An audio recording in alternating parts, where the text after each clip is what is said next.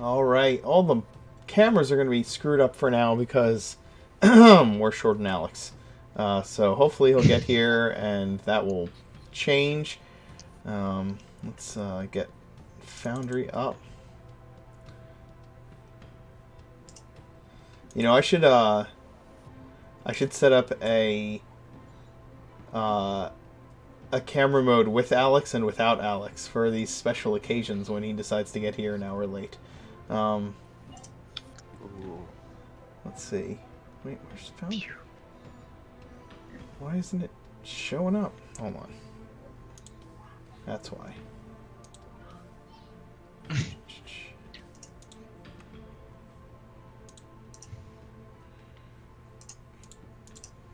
Gotta fix this. Hold on. There's that. I don't want to do that.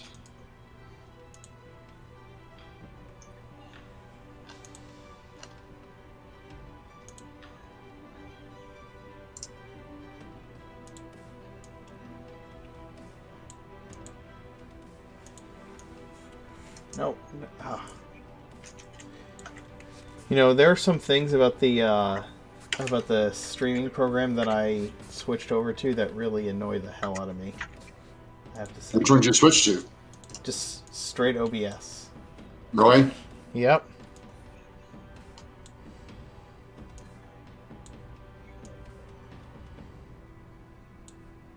Oh, shit.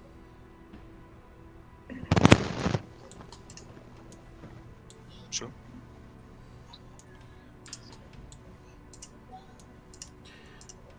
No. Oh. Thanks for raiding with a party of one. Yeah, that's... Thanks for raiding with yourself.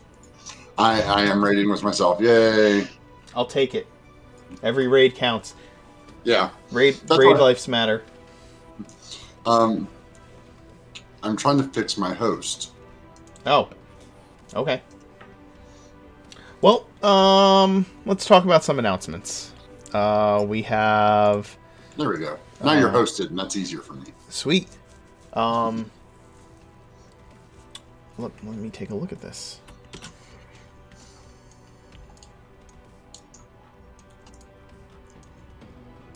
You need help with your announcements? No. I just need to look at our stat block here. We had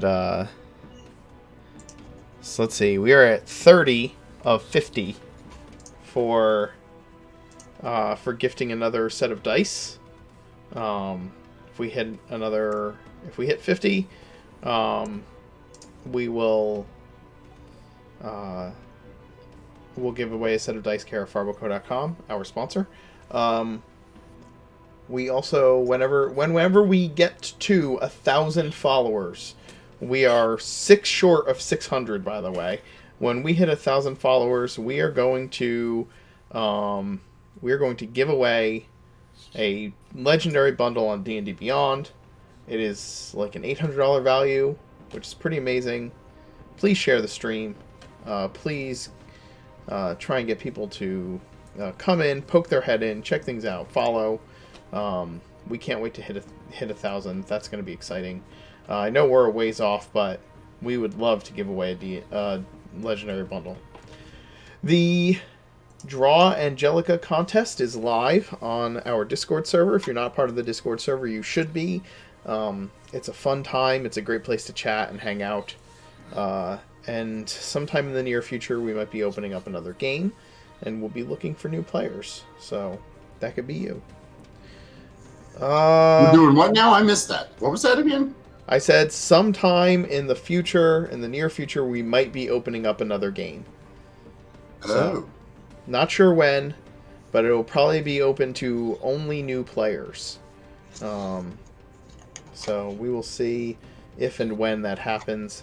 But if you're part of the Discord server, you'll be the first to know. I think that's it. That's all the announcements. I tried. Can I do a couple? Yeah, go for it. Go for it. Oh, by the way, Emmy, I'm really, really sorry that your hair appointment got canceled. I know you were Um, I know you were looking forward to getting the whole pink dew.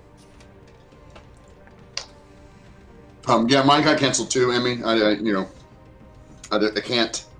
You can just see the top of my head, and I can't do anything with this. So the fact that I can't get into mine either is it's a shame. I mean, you could polish it up to a fine shine. It won't actually. Is the problem. My hair grows too fast. I feel you, Rick. Yeah, my hair grows too fast. Like I'll shave it, and then the next day it's like my poor beard. Like I'll shave my beard. I get in trouble because I'll shave my beard on a Friday for something we're supposed to be doing, some family thing we're supposed to be doing on Sunday for my mom. She's like, "You need to shave," and I'll shave, and I'll come in and I'll look like I got this big growth. She's like, "I thought I told you to shave." I'm like, "I did." It's been 2 days. You know this family. Me, Dad, and all my kids and my brother, we all have these big full beards. So, but I have a couple of announcements. We have a couple of giveaways going on over on my stream and my channel. When we hit 200 followers, I'm giving away an entire block of these minis. Hold it closer to your chest, and it will. If you hold it closer to your chest, there you go. Like that. Yeah, the background won't take it away. Yeah, a whole block, which I think is 6 or 8 boxes. So we're going to give away those, and then when we hit 50 subscribers, I am giving away a complete set of the Player's Handbook, DMG, and Monster Manual physical copies to one of my subscribers. So you will get a physical copy that you can play with at home. So you can have those, and again, we have another game that is waiting for players. You can head over to the Discord and check out the applications for that. So check it out. Sweet. We will be. We're restarting the What Lies Ahead. That Mark and David were a part of before. Yeah. We're gonna restart that. It's a reboot. Yeah. It's well, it's not. It's technically not a reboot. I'm just going to call it season 2. Fair. Like one of those TV shows where they kill off most of the main characters or whatever in the first season and still have a second season instead of just starting the show over.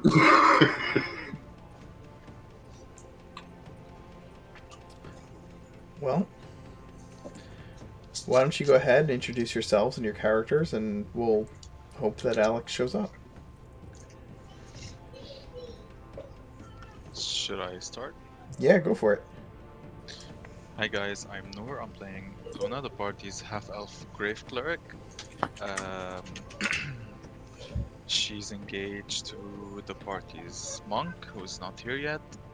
She's the leader of the group, and we're about to get our asses kicked. Hi, I'm David. I play Angus O'Galvin, the party's human phantom rogue, who has currently sort of stumbled into the arms of an Oni that's been impersonating his dead godson. And so it's kind of my fault that we're all at low HP right now. Hi, my name is Kim. I play Mirth, the tiefling bard, hoarder of all the party's hit points and spell slots, and a tiefling eloquence bard and fiend warlock, who is not happy to be stuck in a cloud of darkness where he cannot see anything. My name is Rick. I'm the Loophole King. I will be playing Sarani, your resident Shambulid, giant swamp monster extraordinaire. I am a Swarm Keeper, Ranger, Circle of the Spores Druid, and Sylvan Warden Barbarian. And I have, thanks to trying to be helpful, am currently holding the said Oni. in my arms as it casts cone of cold on the darkness and cone of cold on the party. So I'm not going to be happy. And by the way, Mirth, it doesn't matter how many hit points you have, you still won't have as many as I do, even if you take all the hit points from everybody else. Sounds like a challenge. I'm the Mark Knight. I'm your Dungeon Master today. We will find out if the party is capable of surviving more than one giant combat at a time. We're going to... when last they left off, they had been traipsing through this rocky, wooded, mountainous area of Oridon, searching for the remaining coven of night hags who had plagued Angus's hometown of Darkhaven. Once they got closer to the hags' lair, they began to experience strange and unusual phenomenon, followed by both horrible and fey-like creatures who began to assault them and make their lives difficult as they approached this lair, as they approached this home of the Coven of Hags. Having reached the giant skeleton, they fought their way through a number of flesh golem guardians, only to discover that the child that Angus was rushing after was in fact some kind of magical creature. It has not revealed what it is to them. It has, however, created a globe of darkness around them and then poured icy cold over them. And so we begin here in the midst of that darkness. Let me hide this real quick.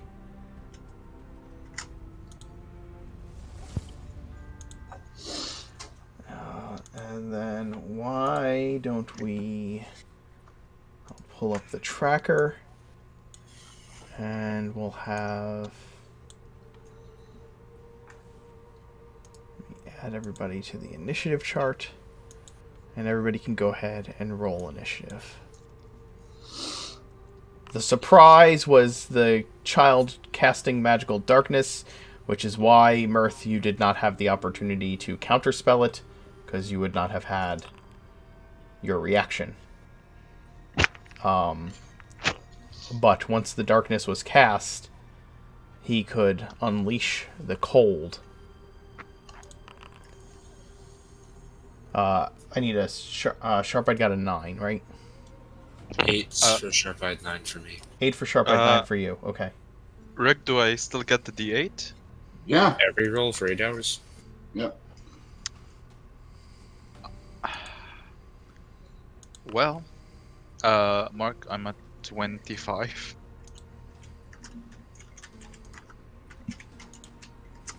I can't fix it. I got it.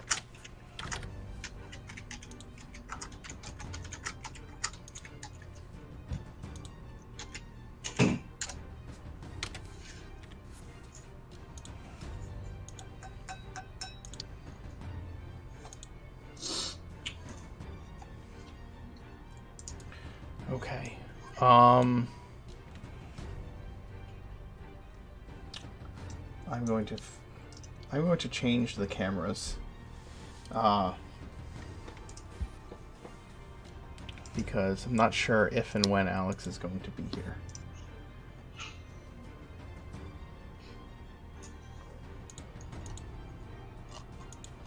So I'm sure as soon as I do that, he will show up. But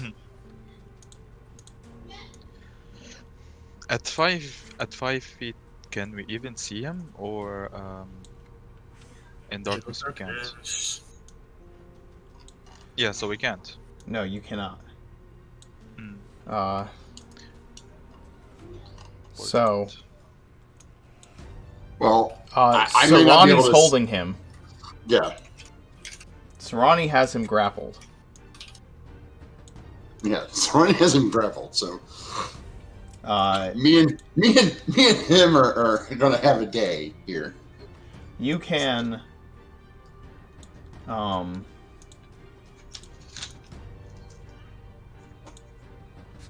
damn it.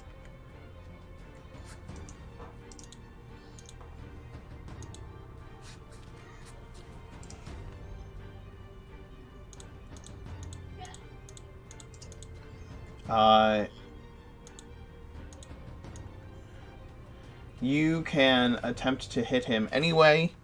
Anything that says you need to be able to see the target is obviously out of the question. You can attempt to hit him with a attack, but you will be at disadvantage to do so. So I have a rules question for you, Mark, before we Yes. begin. What is your thought on Fairy Fire versus Magical Darkness? It doesn't matter. Fairy Fire just says that they can't be invisible. They are not invisible. And everything sheds light in a 10-foot area. 10-foot radius. Well, then you could also say that the light cantrip dispels it, which it clearly Yeah, doesn't. which it sheds doesn't. light. The dark, because the Fairy Fire is what level of a spell? First. Darkness explicitly says it's dispelled by magical light of 3rd level or higher. Correct. Well, I can cast a 3rd level Fairy Fire.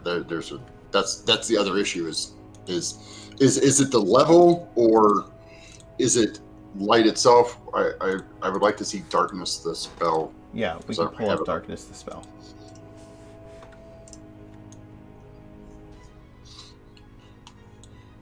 Bowie's in chat too, so Yeah, he might be able to answer the question faster than I can. It's probably. I'm gonna tell you that my inclination is that it does not cause any. It does not cause him to be any more visible in the darkness. okay. Based on the Good. wording of the spell, but I do not have the spell in front of me. I am in the midst of fixing the cameras. All right, So- let me pull up Darkness. Yeah, I'm pretty sure that darkness suppresses any light that comes from a spell It's- of a lower Yeah, level. it's the so opposite. So, and I think daylight says that it dispels darkness on the spell. Yeah. Even if it's cast at a higher level. That wouldn't, because it's not dispelled, but light dispels day. Yep.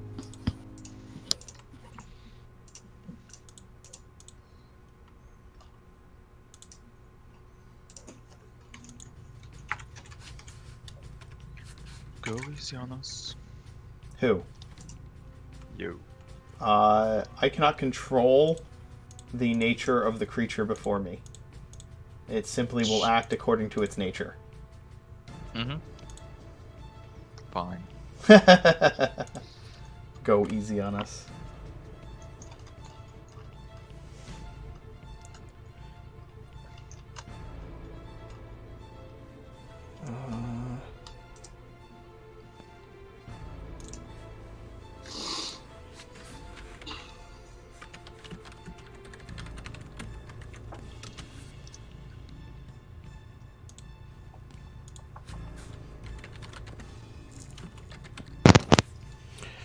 Okay, the darkness spell says, magical darkness spreads from a point you choose within a range to fill a 15-foot radius sphere for the duration. The darkness spreads around corners. A creature with dark vision can't see through this darkness, and non-magical light can't illuminate it. If the point you choose is on an object you are holding or one that isn't being worn or carried, the darkness emanates from the object and moves with it, completely covering the source of the darkness with an opaque object, such as a bowl or a helm, blocks the darkness. If any of this spell's area overlaps with an area of light created by a second level or lower, the spell that created the light is dispelled.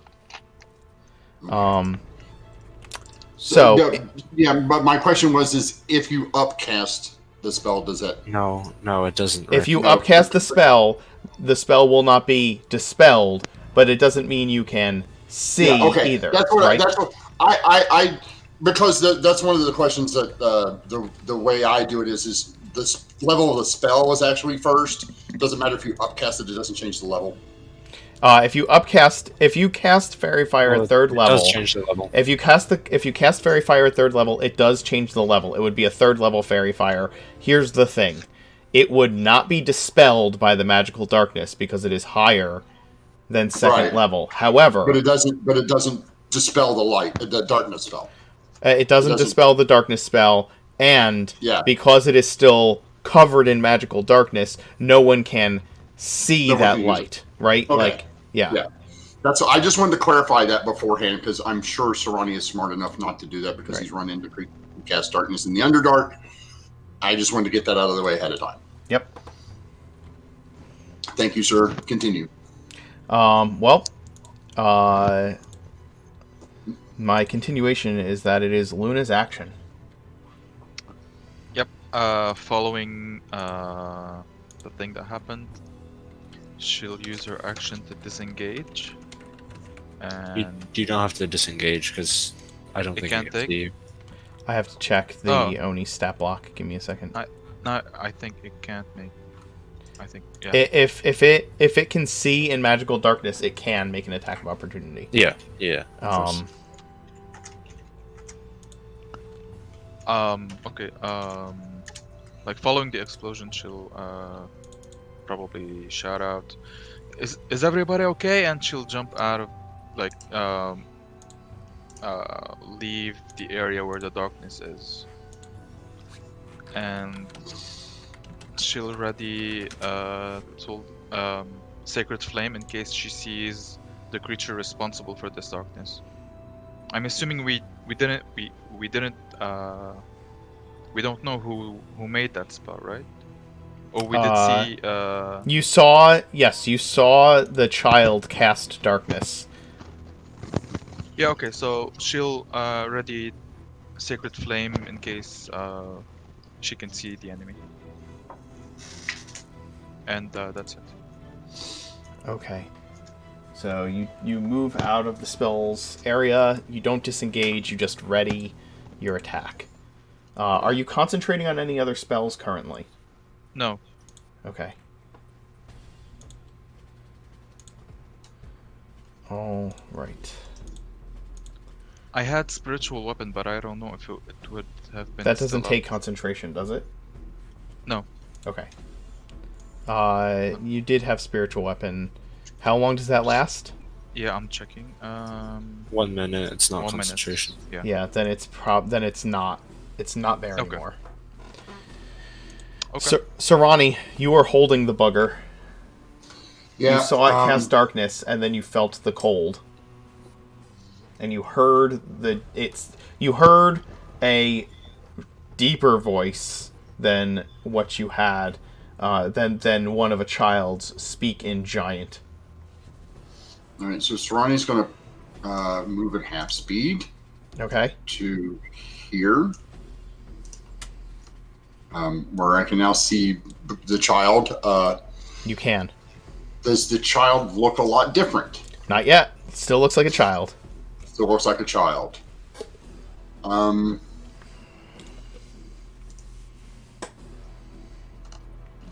I cast that to Earth? Yeah, we'll do this instead. Since I have one hand free, I needed to make a. Let me target Steve here. Poor Steve. And we will cast blindness, deafness, and I'll cast blindness on him. Nice. You are casting blindness on him. It's what kind of save? Constitution. Con. And the DC will be a 15.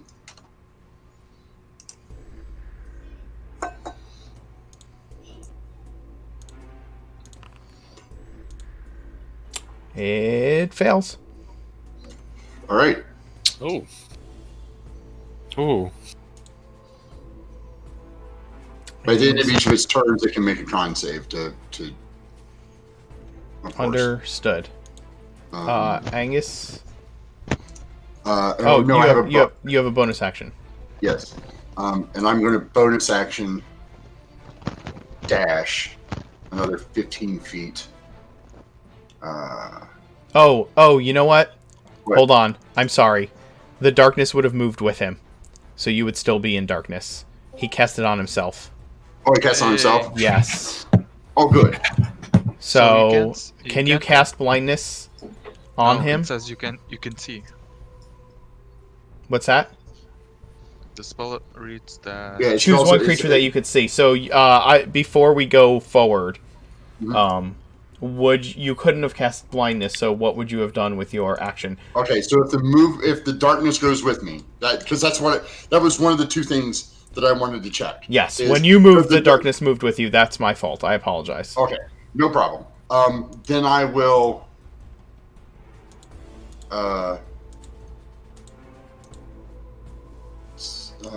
What are the other? I don't normally do the grappling, holding on to things. What are the options for that? Like, can I restrain him now that he's grappled? No, that is a grappler feat ability. Is the ability Okay. to restrain him. So you can. Hold on, I gotta fix all these cameras again. I'm so sorry, Rick. Hey, Alex. Oh, no problem. Hi, Alex. Hey, sorry. Hey, Alex. It's okay. You got here before your turn in combat.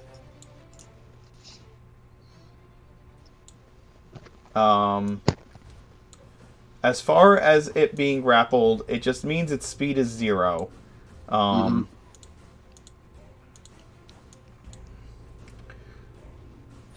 And you can drag it with you as you move it, obviously, because you've been doing that. Yeah.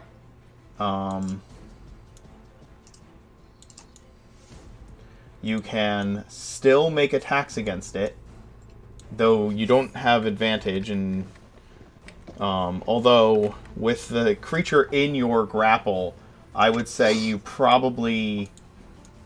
I don't think you would suffer the effects of the disadvantage for not being able to see it because you have it held, right?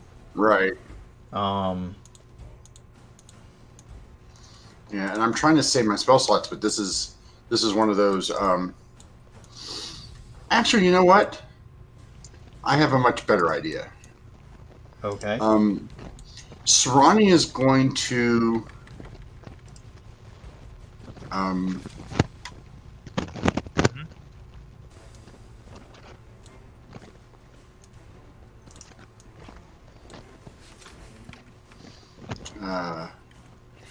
Really don't want to do this, but I'm going to have to so everybody can find me.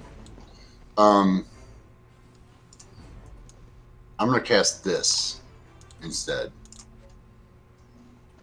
Moonbeam? Yep, centered on me. Oh, shit! Clever.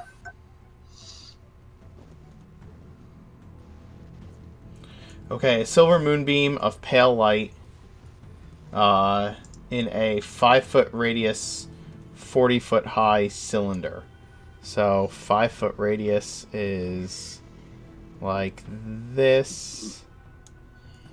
Yeah. Centered right in the same spot Yeah, as right there. the darkness. I will change the color of that one to yellow. And then when it starts its turn there, if it's a shape changer, has disadvantage on the saving throw. If it fails to also reverse to its original form. So we're going to find out if this thing's a shape changer or not. And it should send a light. Darkness is 20-foot radius, so it should be 20 feet taller than the darkness globe that is around me. So everyone has seen Serrani use this before. So Serrani's basically going to mark himself with a giant beacon. Yes, anybody outside of the darkness can see the light of this thing. Yeah, it doesn't light up inside because it's second level, right? Right. Oh, it's... Well, wait. I would have to use the third level one. You would have to cast it at 3rd level, correct. Okay, so I'll mark off the 3rd level version. And let me give me my second level spell slot back.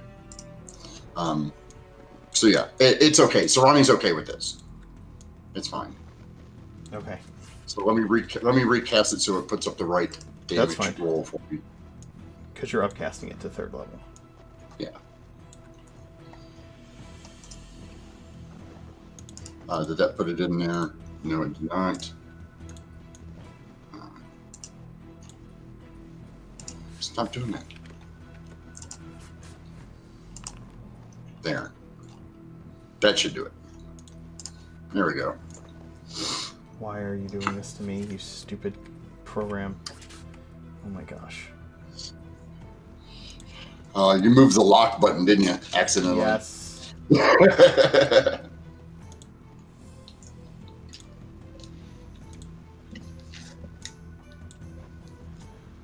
Sorry, everybody. I just want to get the camera settled while we can, so that we don't have to worry about it the rest of the time. Actually, Emmy, while you're doing that, I'm going to ask Emmy for a favor. Emmy, Don't do it, Emmy. I would Sorry. like. Actually, you know what? You can use that as the next contest. A Sarani pick, because I don't have one. Oh, the contest for the NPCs. Gotta get that done yourself, bro. As a note, Mark, Yes.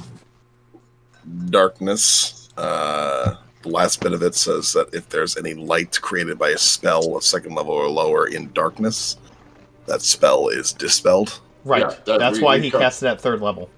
Oh. Yes, so that it would not be dispelled. Yeah. Oh, there you go. Yes. Yeah, we just had this giant conversation beforehand. I actually tried to preface this ahead of time before combat. So. All right. Yeah. So we cast Moonbeam at 3rd level so that it would not automatically be dispelled. Right. So yeah, we'll find out if he's a shape changer.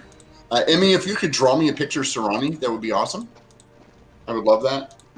I don't have one, and neither does Nor doesn't have one of Luna either. The one of Luna is generic. equally borrowed.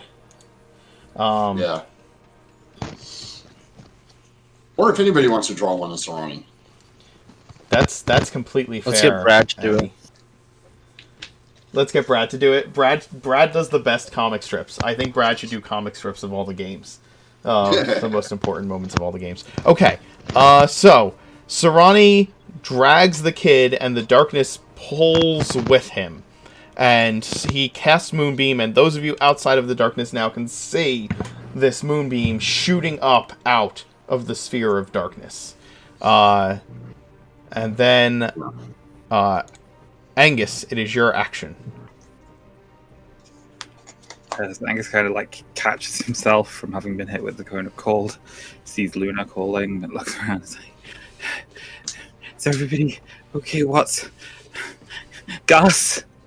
Just gonna grab his rapier and move into the sphere of darkness. Gonna take a dash cunning action, so he can have enough movement to move slowly through the darkness to make sure that he's not like bumping into anything. Okay.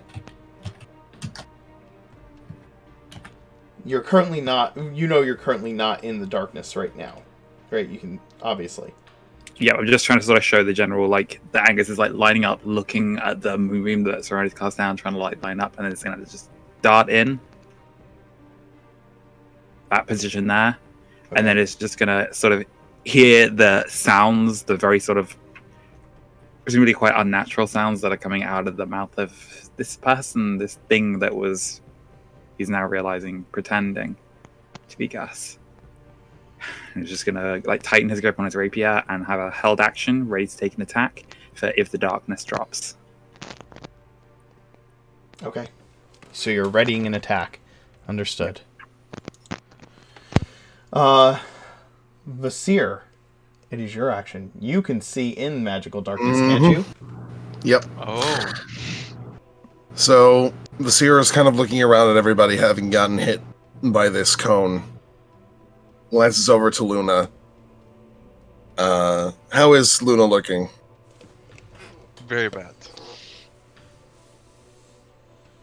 He'll give a slight nod towards her and head over to here.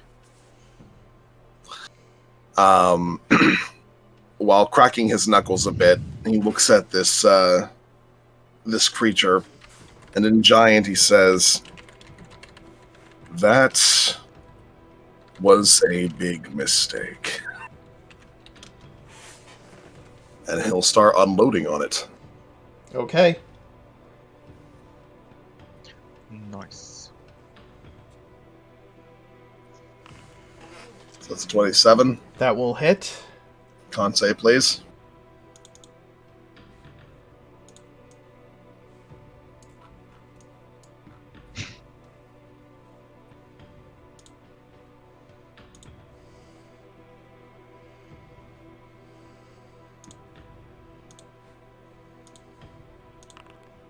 Fails. Rightio. 16. That will hit. No more darkness. Oh, it's stunned. Does that end its spell? Oh, that's That all ends its concentration. concentration, right? It automatically fails con saves, I'm pretty sure. Yeah. Nope. Just strength and dexterity saves. So it still needs to make con saves against a. Yeah, but Against how No, much no. damage? If it's stunned, it's incapacitated and it loses the spell. I guess it is incapacitated, so Okay, hold on. I'm very sure because I've Yeah. fought a lot of monks.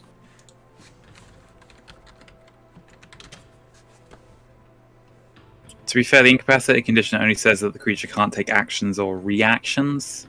In the Doesn't spellcasting section specify. of the PHB, it says that if you're incapacitated, you lose concentration on the spell. Okay.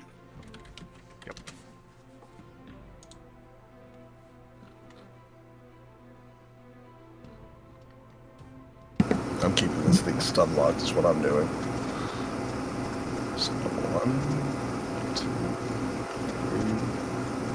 3, 4. Alright, so in addition to being stunned, it takes 22, 28, 37 damage. Okay. As Vizier just punches it straight in the head and then just elbows it, kicks it in the midsection, and then uppercuts it with his left hand. He's just going, he's unloading. All right. We can see it. You can Yeah. see it. And you can see my moonbeam now too, Yes. so you won't step into it. It would be Luna's Sacred Flame would go off first. Yeah. Is it still up, Mark? What's that? Your Sacred Flame? No, the creature. Is It, it Oh, it yeah. takes how much damage total? 37. 37 damage.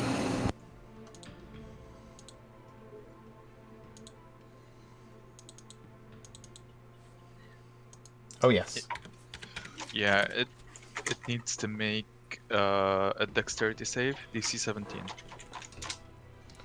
Okay. If it's stunned, doesn't it auto fail? Oh yeah, nice. If it's stunned, does it what? Auto fail dex saves? Yes, Yeah, it does. strength and dex. Yep. So that's 16 radiant damage. Like, she'll look towards Angus before using that spell. She'll tell him that that is not your godson, and cast Sacred Flame.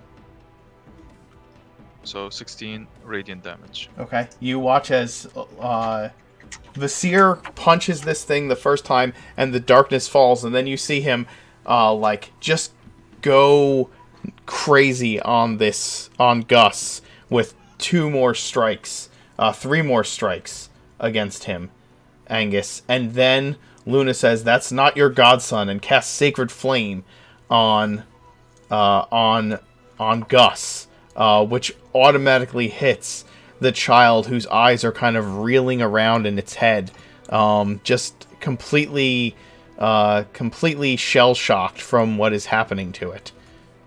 You have held your action to strike at whatever caused the cause the cone of cold, and the only thing you see is Sarani holding Gus in the midst of this moonbeam. What do you do?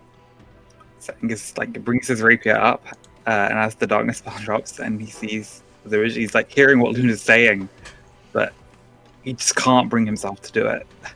And just the rapier just sort of like his fingers loosen around it. He looks just like him though.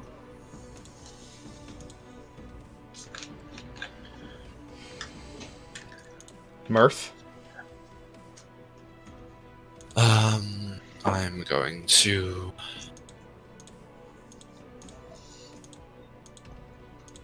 bonus action, inspire Sarani, and just call out, "Don't let go. This could turn bad." And then I'm going to run in over here, and then just I'm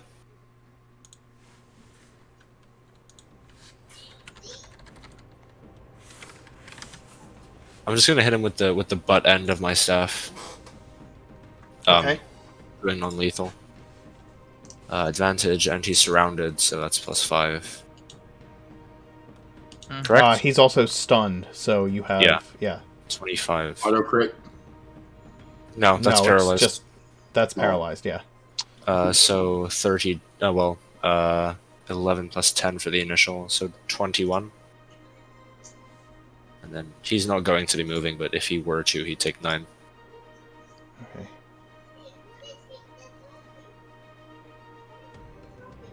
And I'll just glance apologetically at Angus as he does. We'll try and put him out. He shouldn't be taking this much and still be up.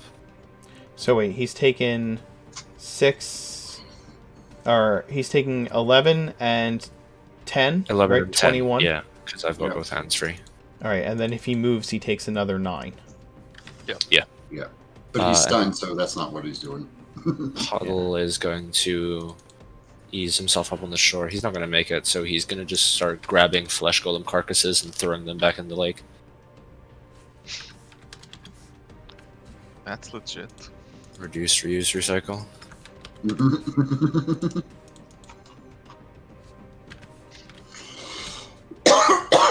Excuse me.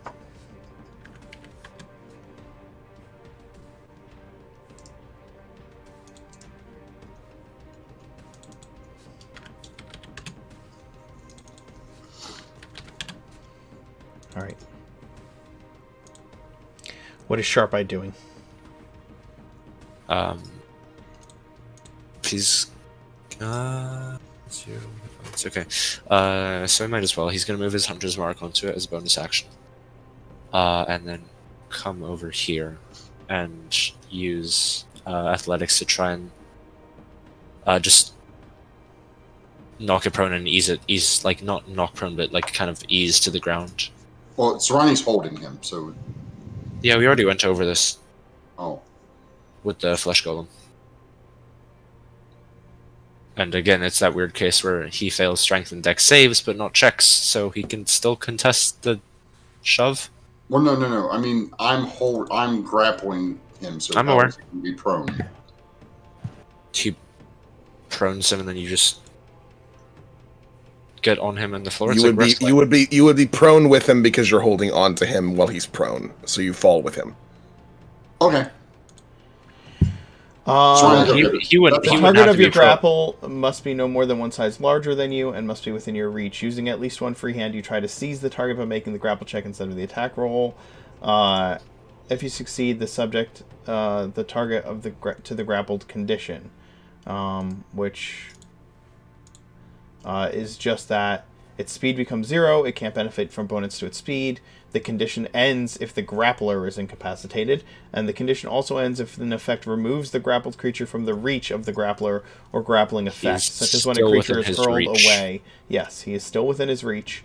Yeah, no, I'm fine with that. That's A cool. grappled creature can use its action to escape, and when you move, you can drag or carry the grappled creature with you, but your speed is halved unless the creature is 2 or more sizes smaller than you. So that's it. That's the only thing. So yeah, Sharp Eye's gonna try and just gently push him down, and Sarani can kind of, yeah, just hold him down on top. Oh, dang. So because he is stunned and incapacitated, he still gets a check, by the way. It's only Yeah. saves that he Yeah, doesn't get. which is It's which is a bit weird, because but go. it's because when you are stunned, you are still You can move you can still falteringly. kind of like flail around, right? Like you're Yeah, not. yeah. So he gets an opposed strength or athletics check, or athletics or acrobatics check, correct? Yeah. All right.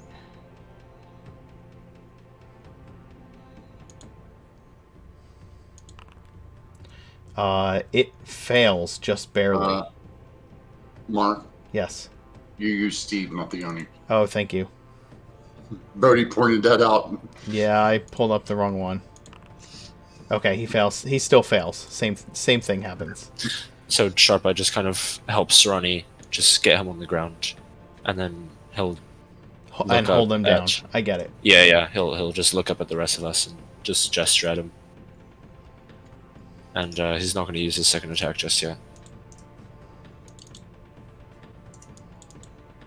Okay. The Oni is stunned, so it does not do anything. At the start of its turn, it is subject to the Moonbeam. Oh shit! Show us Sharp-eyed. Yes, Sharp-eyed would have taken In the that damage. case, could he move here? Yes, that's fine. Okay. Alright, so with the Moonbeam, I need to just remember. I need to pull up. It's a con save. Yeah, it's a con save. If he's a shapeshifter, he has disadvantage. I am aware. I know that. I was looking for... Well, that's fine. He's going to make a con save.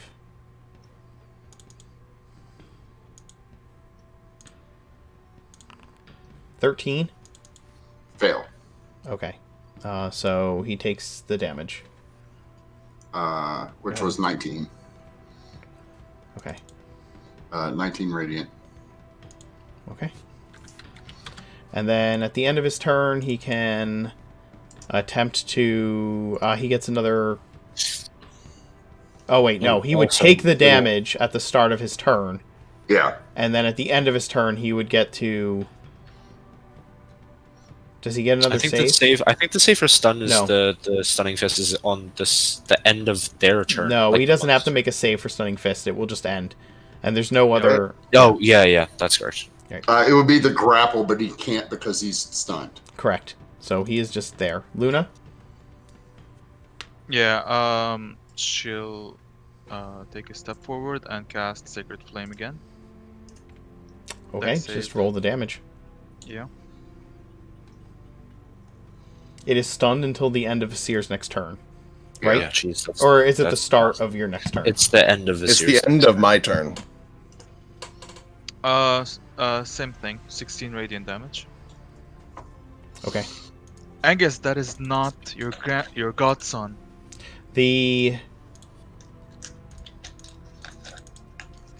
Here's what happens.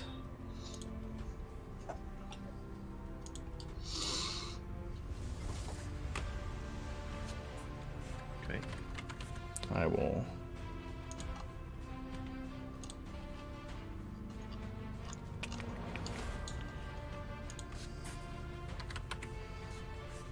Stop hitting on my familiar, you guys. You guys are so mean.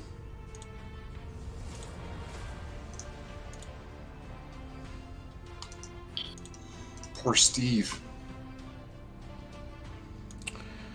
Steve explodes into the form of an Oni on the ground beneath Sarani as it falls unconscious. Holy shit. Oh, okay. Here it is.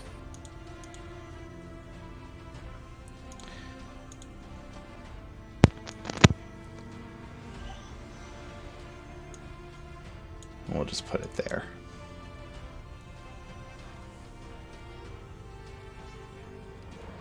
From the sacred flame delivered by Luna. In character, would I know what is that creature? Yeah, I would need an was gonna mess that Arcana. I would need an Arcana check, I believe.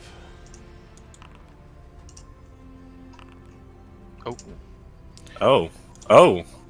What you know about this thing is you've heard of it in children's stories, nursery rhymes, and tales of and fables of old. Oni are fearsome boogeymen that haunt the nightmares of both children and adults. They are very real and always hungry. They find human babies especially delicious. Oni look like demonic ogres with blue or green skin, dark hair, and a pair of short ivory horns. Their eyes are dark with strikingly white pupils, and their teeth and claws are jet black. Oni hide their true form with magic, gaining the trust of those it intends to betray. These creatures can change their size as well as their shape, appearing as humanoids as they pass through towns, pretending to be travelers in such a form. And Oni takes stock of the selection of humanoids in a settlement and devises ways to abduct and devour some.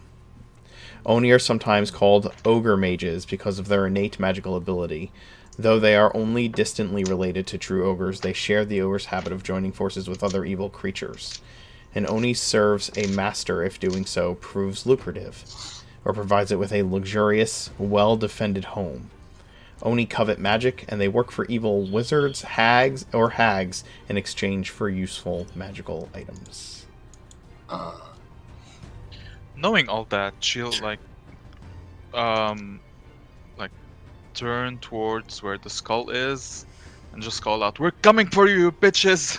to the hags.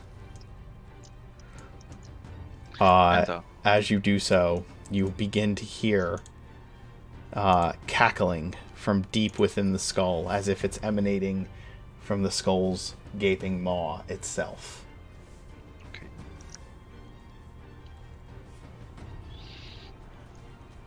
What are you doing now?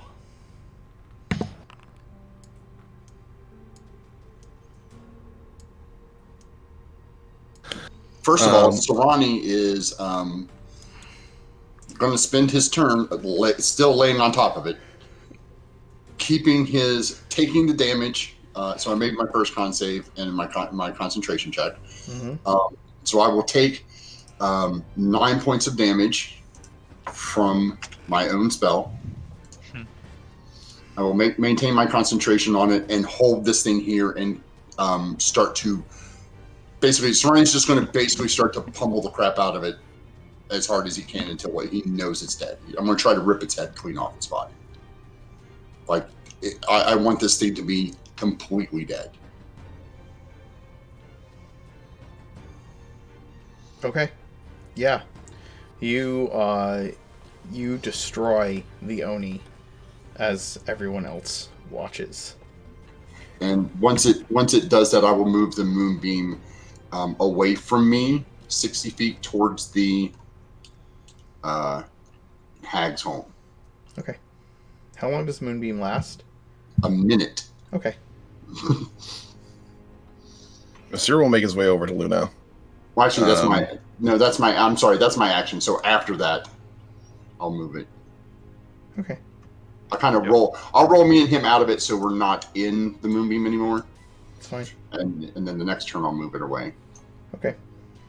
So, and I no longer have that dice because I didn't need it. So do I still have it? I guess.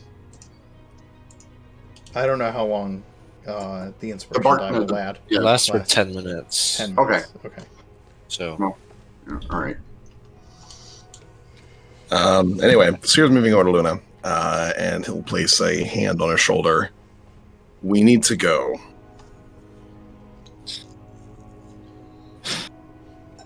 Everyone is severely injured. We need a moment to ourselves so that we can rest.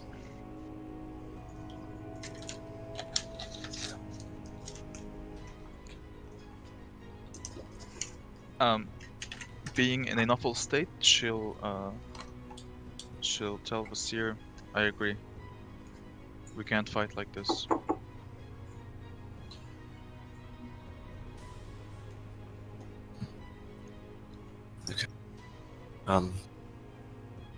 Sharp-Eyed will go just help Serani and make sure the body is dealt with.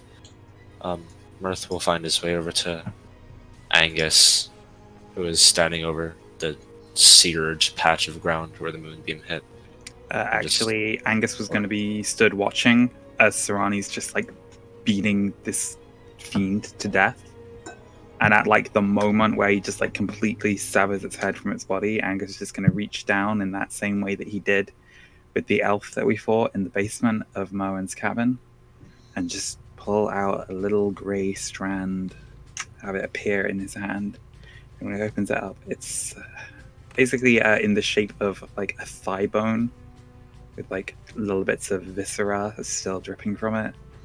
And Angus just like stares down at this gory memento and like tightens his hand on it, has it appear on the charm bracelet he started wearing around his wrist. I'm sorry. Oh. I just wanted to hope so much that I couldn't face it. But I guess I already knew. He's dead. Don't worry They'll too pay hard for about it. As Angus does that, Serani suddenly just stops, like full on stops moving, as he comes to the realization that this is having an effect on Angus, what he's doing, and he'll turn to Angus and go, "Friend Angus, I'm sorry, but there was no other way. If There's nothing wrong with having hope, especially at a time right now. It's more of an exercise in caution, I suppose. But there is. I fell for it, hook, line, and sinker. And I called you all over asking for your help, and I put you in danger. We're now isolated of us out than here, just you. and we need to make camp and rest up and try to patch up our wounds. And we're exposed while we're out here, and it's my fault. I shouldn't have been so fucking stupid. Angus, not a single one of us saw through the illusion. You cannot blame only yourself. It is a mistake. It got all of us hurt, but nobody is dead. We have the chance to rest for a little while. We know where we're going. We know where that lair is. We will make our way there, and we will destroy the night hags responsible for this. It's not as stupid as it would have been to leave you and us wander around in the forests, with you having to watch your, well, what seemed to be your godson at the time wander off away without you. I think that may have been worse. Okay, so we take what time it needs, and then we go down there and we kill those fucking hags. And this time I won't hesitate. Agreed. Huddle. The water elemental is gonna surge over. I've still got maybe like half an hour or so on him. He lasts for an hour. Yeah. Yeah, you probably have a little more time than that, actually. The combined total of combats, yeah, we'll say half an hour. Like, somewhere Right. between half an I'll hour, 40 look minutes. over. It's fine. The hags know we're coming. Does anyone object to me causing a little bit of collateral damage? Give me 1 second first. This spell will drop soon, and I'm going to use my next couple of actions to get it as close to the stairwell. Like, Serani's going to move to here, where you can see, and try to get that as close to inside until where he's going to move it until he can't see it anymore, to where he won't be able to move it any further. What's that, the moonbeam? The moonbeam? It only lasts a minute. It's probably gone by now. I know it didn't take a minute to beat the hell out of this thing. No, but took you guys more have than been a minute to have having that conversation. conversations. Okay. Yeah. All right. No big. Then it's gone. Uh, That's cool. And then I'll take off the. Get inside the skull, find your way down, kill anything you can, incapacitate. Do we know if they took prisoners? There's no way of knowing if the prisoners are alive, dead, under their control, or other demons like this. Our safest course of action is to eliminate everything and then resurrect those we can later. Too expensive. Puddle, I want you to infiltrate, kill anything that casts a spell on you or bears resemblance to a fiend in any way, shape, or form. Avoid humanoids, children, if you can. What? It's not completely stupid, okay.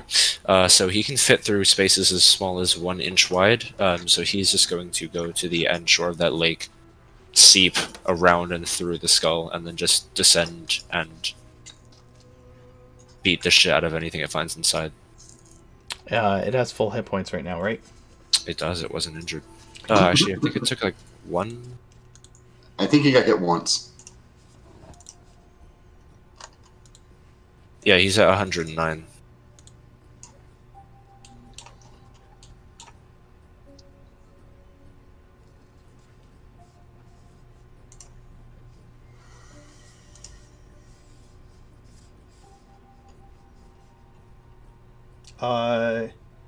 As soon as Puddle gets inside the skull, I need it to make a charisma save.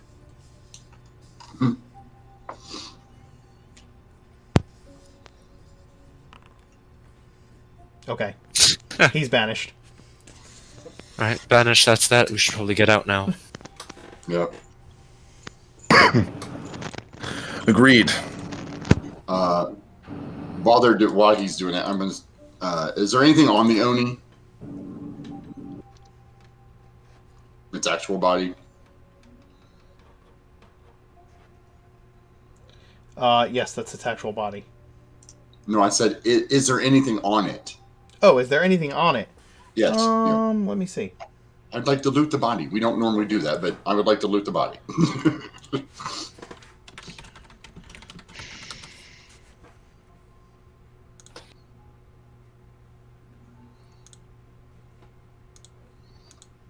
Maybe find a nice ring, an amulet, pair of cool boots. A chicken drumstick. Yeah.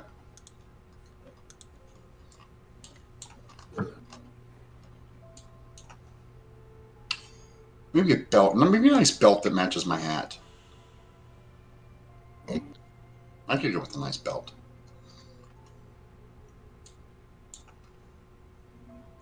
Mirth has been teaching me about fashion.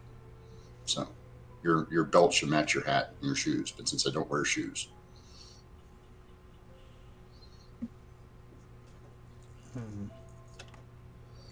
Are we able, Mark, to take the short rest? Where are you Give taking him a it? second.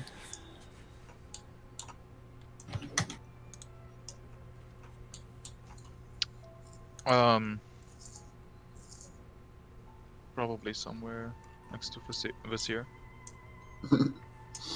Oh, right there. No, that's not what I meant. I meant how far away from the Hags hut are you moving?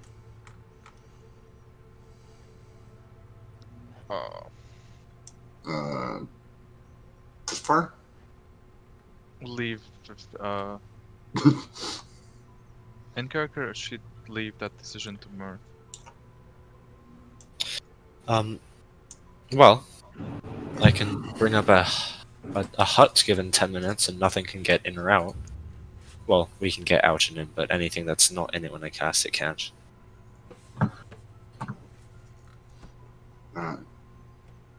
We should move off to here, off into the woods. And Sarani will I'm sure Sarani and Sharpeye will kind of find a path, over here in a dense, Like the second Serrani will turn around and leave, Luna would just call out to him. I think we should probably stay together at this point. Well, no, I'm not leaving. Like, I'm just saying, like, we should go over here. And he kind of starts moving in that direction, kind of looking, waiting for an answer from everybody. Like, he's not wandering. He's not running away. Forest works for me. Okay, here's what you find. You find a bunch of useless trinkets on it, but amongst them, you find a small bottle of perfume. Okay. You find a small doll.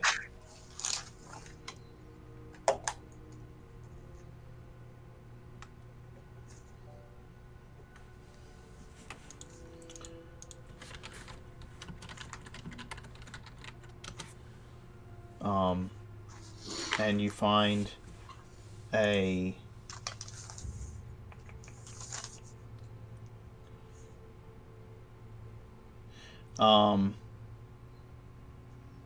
you find an amulet of some dark, strange stone that kind of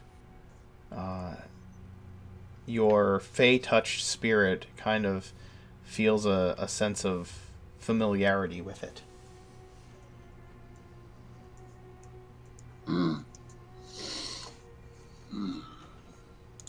I'll bring all these over to the party and offer the dog, Angus.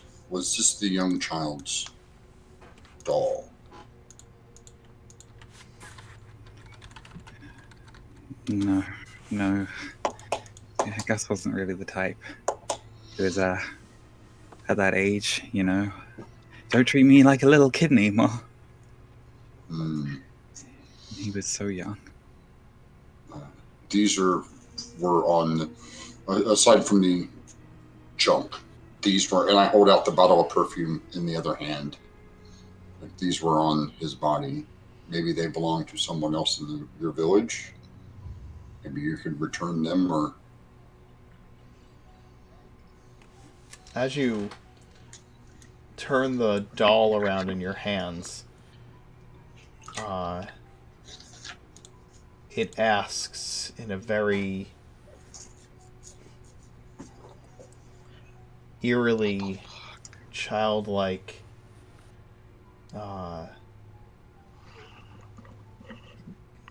feminine voice. Would you like some candy?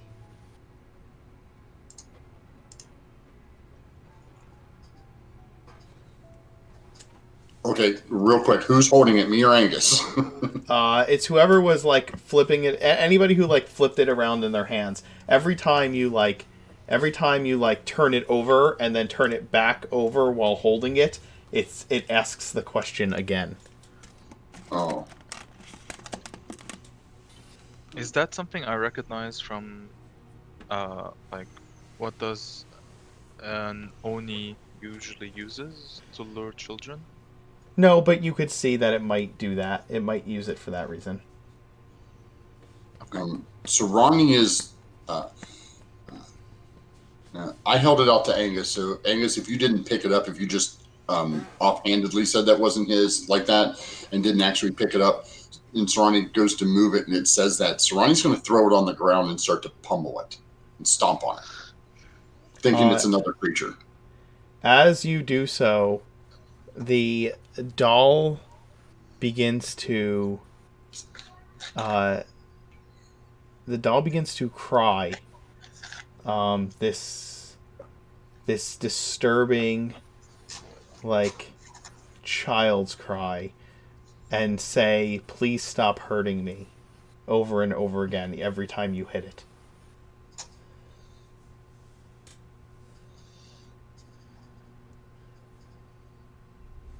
One would probably stop running at some point, because that got very disturbing. Like, please stop, this is too much. This is... Sarani will step back and go, it's... Why does it speak? Is it another one of those things? Hags have a habit of making nicks and knacks of this nature.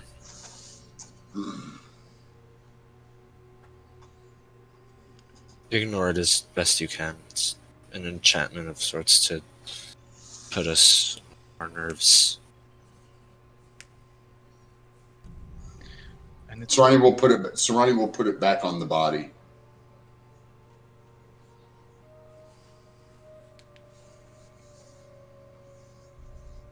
Probably wise. And then after that little debacle, when we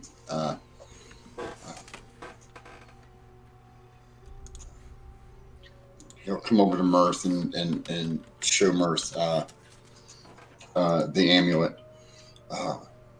Good Mirth, this seems to have some sort of connection to the Fae. I feel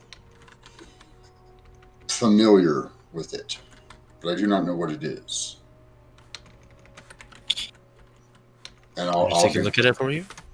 Yes, I have. You know, that is what you do. You decipher. It is things. what I do. I do. I'll take a look at it for you. Here. Palm it, and as we settle into like a relatively small clearing in the forest, Yeah. I'll get to work getting the hut up. Okay. Sharpeye and I will spend the time it takes Mirth to get the hut up, basically trying to camouflage the area as best we can. You're gonna take a long rest here in a tiny hut. Is that what your plan is? We could. It's I up to, thought we were taking a I short think we were rest. taking a short rest. Okay. Yeah, Because we How didn't long want does it risk take to that. cast tiny hut?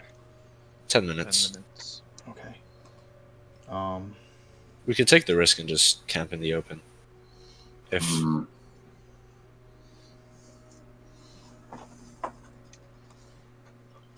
yeah. I mean, Serrani's not doing anything. Serrani's going to be probably outside the hut regardless, in tree form.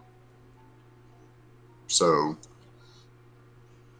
I think it's safer if you. I think it's safer if you guys use the hut. What are everybody's hit points at, by the way, before you use your, you take your short rest? Luna's at 20. like 13, right? Yeah, 13. I'm at 117. Of course you are. Yeah, and 9 of that I did to myself. I'm aware. I am at 29 out of 81. Oh boy. 20 flat.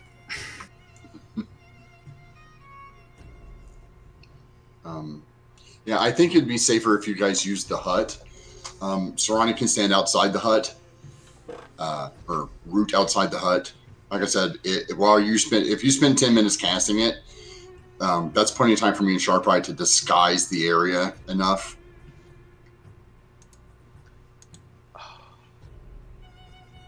we're gonna short rest. Yeah, There's no way we're long resting with them nearby, because we're just No. gonna take more hit points, and we're not gonna get any of our shit back. yeah. So recover what you can, burn hit dice, but we're not long resting here. Do you want a survival check from me and Sharp Eye for the camouflaging? Yes, you're going to take the time that he's taking to cast the spell to camouflage, correct? Yes. So Sharp Eye will make the roll because his survival is better, but I will be assisting him. So Okay. Put yourselves where you are while this is happening, please, so that I know where you are camping. Presumably we'd be in the forest, not on this map. Not on this Yeah. map. Okay, yeah, like so if you see where Serrani, I move Serrani like out here. understood. somewhere. We likely got outside of the vision of that skull. Oh, Okay. yeah, definitely. All right. Yeah, I'm thinking at least 5 minutes through the woods, minimum. Okay.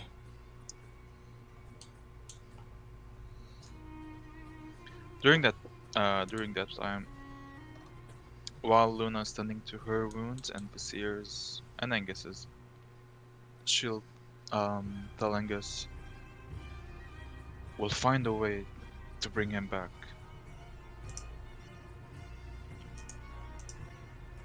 I'm not sure how, but we'll find a way. If what John told me is true, if what those hags did is desecrate the souls of the children they killed, I don't think you can, Luna. The best we can do is fight our way into hell and find a way to save the souls of those children the same way we want to save the souls of my siblings. Make sure that they know peace on the other side of her river. She'll glance back at Vizier and tells Angus, whatever it takes, Angus. We'll get them all back. Big That's why promises tonight. Don't make any obligations that you can't necessarily keep. Fact of the matter is, this has been going on for some time before we arrived. Sorry. I mistakenly jumped out. I couldn't hear what you said. Don't make many promises that you can't necessarily keep. Putting too many obligations on yourself while we're supposed to be dealing with these creatures, probably not a great idea. These hags have been acting since long before we got here. Chances are good that if you decided that you're going to bring back absolutely everybody that they've done stuff to, then we might be here for a very, very, very long time. And we don't have that time. Stopping them is a good thing, and I'm all for it. But we can't be sticking around afterwards to tend to all the people who may have been lost and trying to bring them all back.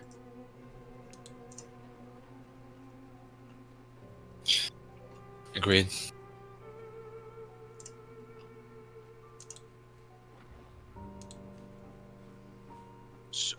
She'll just continue tending to the wounds and stuff, like without really replying to Vizier. Angus just sits there quietly as Luna is like tending to some of his wounds. It's just like eating a little bit from his ration pack. And in his head, the words of the doll are just ringing over and over again. Stop hurting me. Stop hurting me. And the words start to twist and change, and suddenly it sounds more and more like a familiar voice. And Angus finds himself falling readily into that meditative state that he's getting better and better at acquiring, and has a memory of a little halfling girl being dragged along the street of a city by presumably a parental figure who is just dragging her and wrenching her along, and she is crying, stop hurting me. And for perhaps the first time since she's been in Angus's head, Merla is the one who sort of like approaches him and shows this memory of what her childhood was like, what her home life was like, and why she chose to run away from home at such a young age and make her own way in the world. And that she has dealings with certain members of the Fae. She's still not willing to give the full details behind it, but is enough to basically just give Angus that little bit of reassurance of, I'm with you on this one. I'll try to help.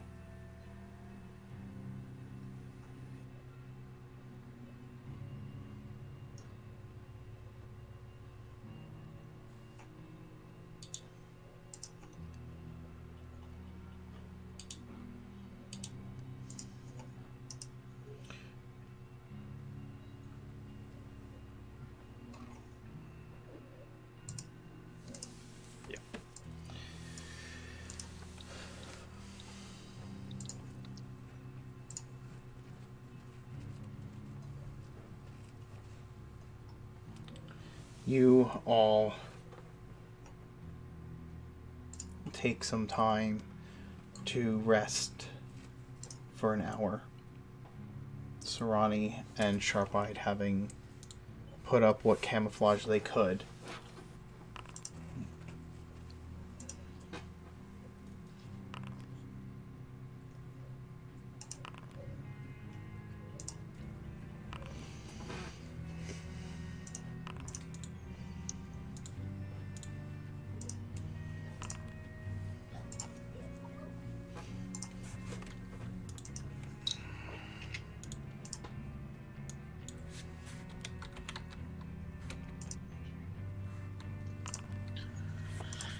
Should be at 57.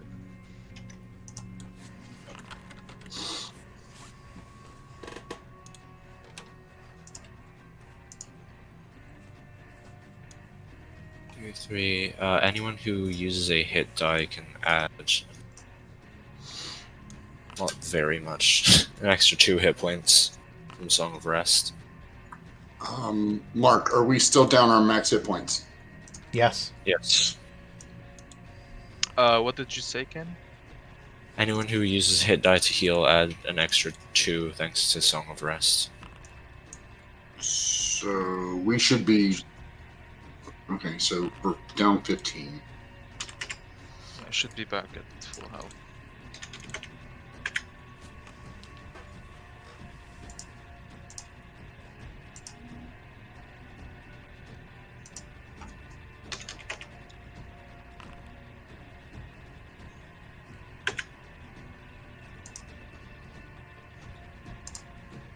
Yeah.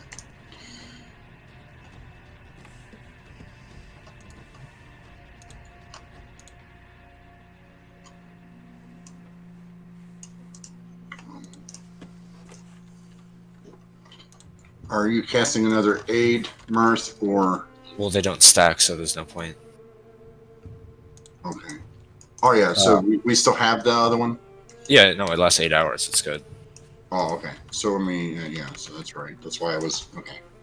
And then I'm going to also cast Identify over the course of the rest on the amulet that Sarani took.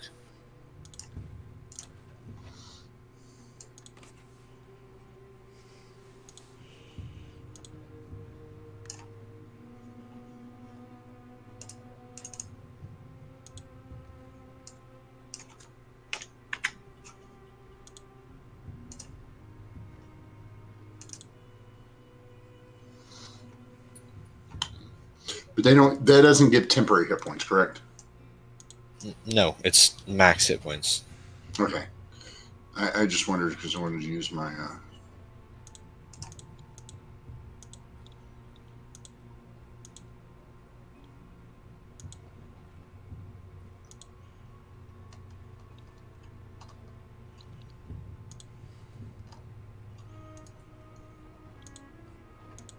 Okay.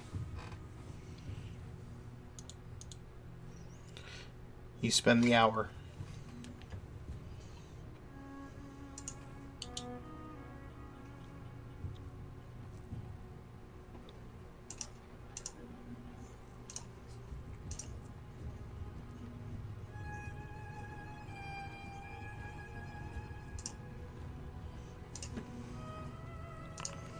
Sorry, I'm testing something. Go ahead, that's fine.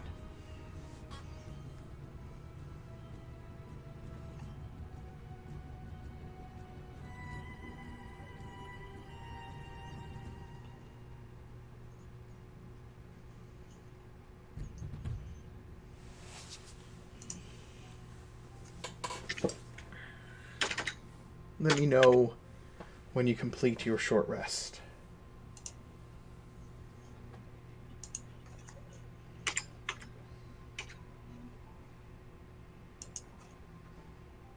I'm good. Yeah, I should be good. Okay.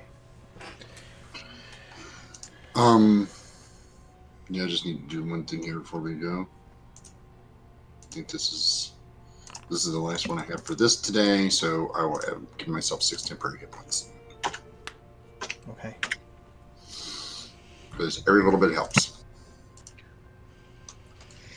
You leave the hut, moving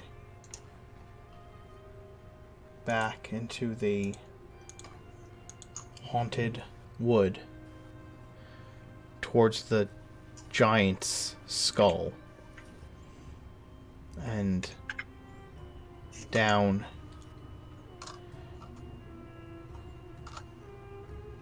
the slope towards its jaws.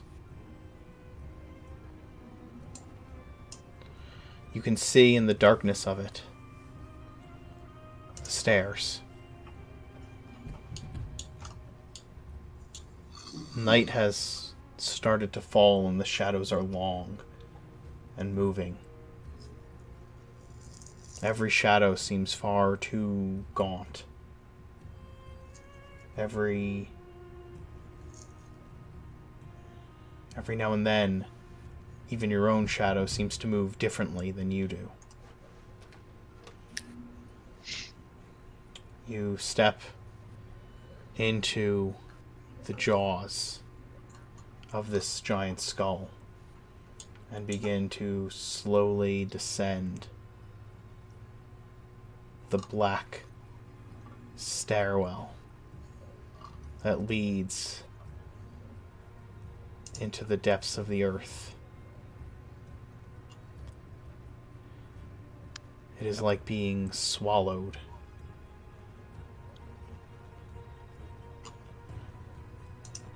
Black dampness envelops you as you take step after step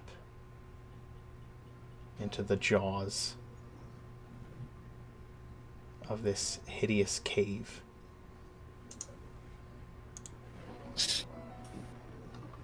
Sorry, rather funky timing, but did I ever get a reading what that amulet was?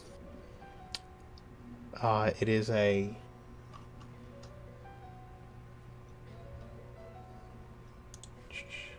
it's a dark shard amulet. Okay. Fey in nature.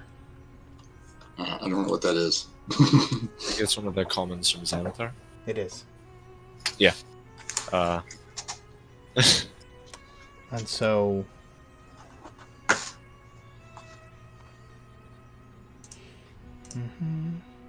where's my map? This is fine. Right. I'm going to weave my hands together and tap the foreheads of each party member before we go in, telepathically linking all of us on the walk back. Well, okay. You telepathically link. You begin to descend these stairs, and we are going to take a short break. We'll be right back.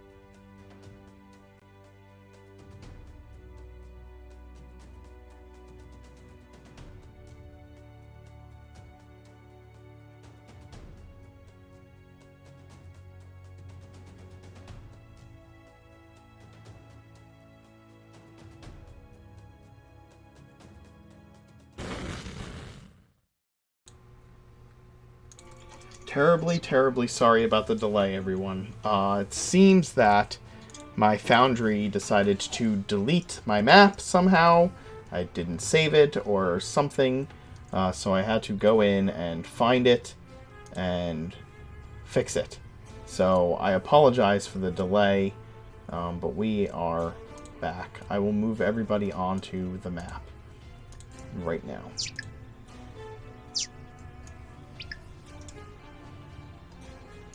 Yay.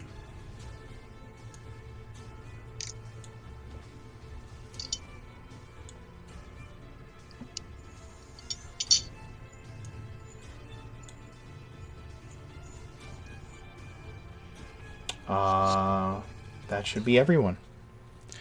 You descend into a hallway. Did you activate the map? Did I activate the map? No. There we go. Okay. There we are. Hi. Oh boy. You Oh, descend boy. into a hallway. The space is tight, dank, dark. It is eerily quiet. Beyond, you hear the sounds of dripping and incredible, incredible quiet.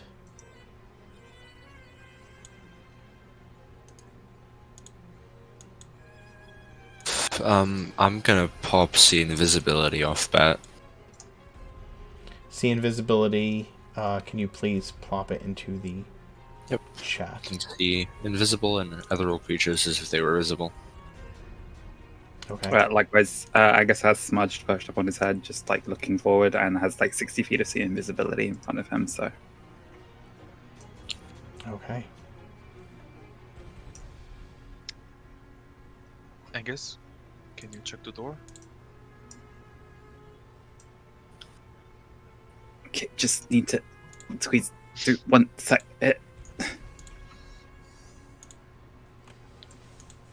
Oh, Sorry, move. The seer is going to go ahead and turn on his astral visage.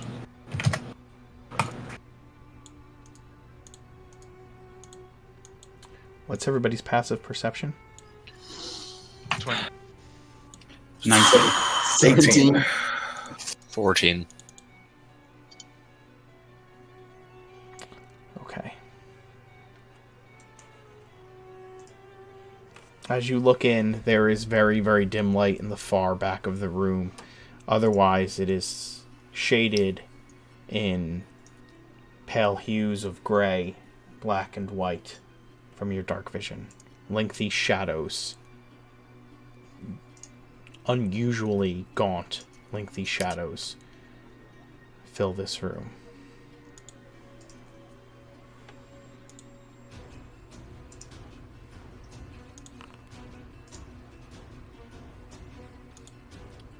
Serrani? Yes. I will move into the room. It escapes so I can see. Those of you with 17 and 18 passive perception see the creatures hiding in the corners of these alcoves. Those of you without that do not see them. If your passive perception is below 17, you do not see these things. They just blend in with the other shadows. We've got company. Just gonna have my rapier prepped and ready to go. Yep.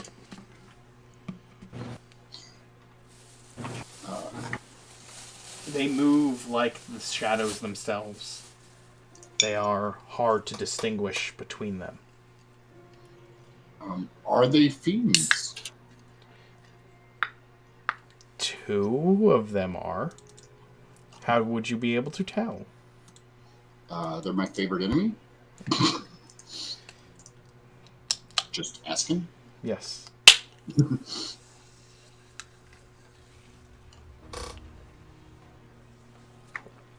As soon as you move in the room, we can roll initiative. Let me add you to the initiative chart. Don't do it yet. Okay, now.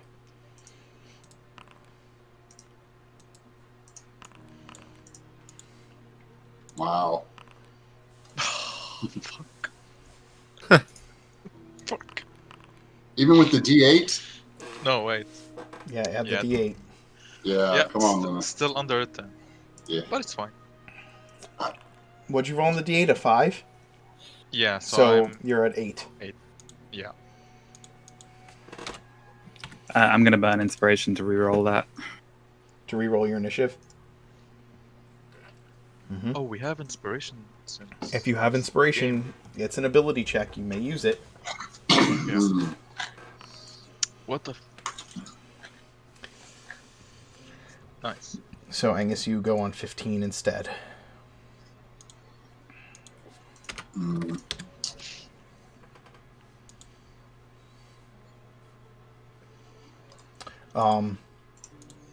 You Don't. I'm sorry. I'm just trying to say, I don't think I need to spend mine, do I? It's up to you. I was more to the group, not the DM, but thanks. Just kidding. Yeah, I'm fine. Go ahead. As Angus declares, we have company, and you begin to move into the room from the doorway. The first of these shadowy creatures rushes out.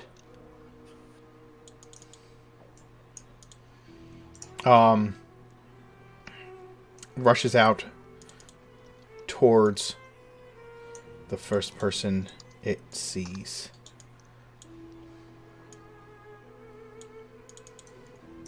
And will begin to attack.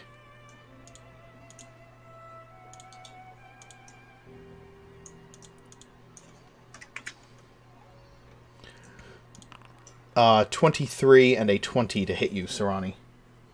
The 23 will hit. The 20 will not. Okay. You're going to take 10 slashing damage and 4 necrotic from the bite of this creature as it latches into your viney form. How much? 10 slashing and 4 necrotic.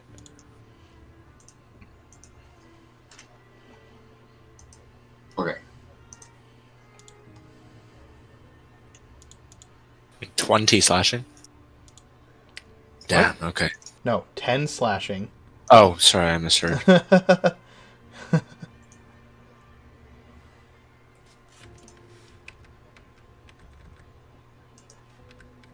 Okay.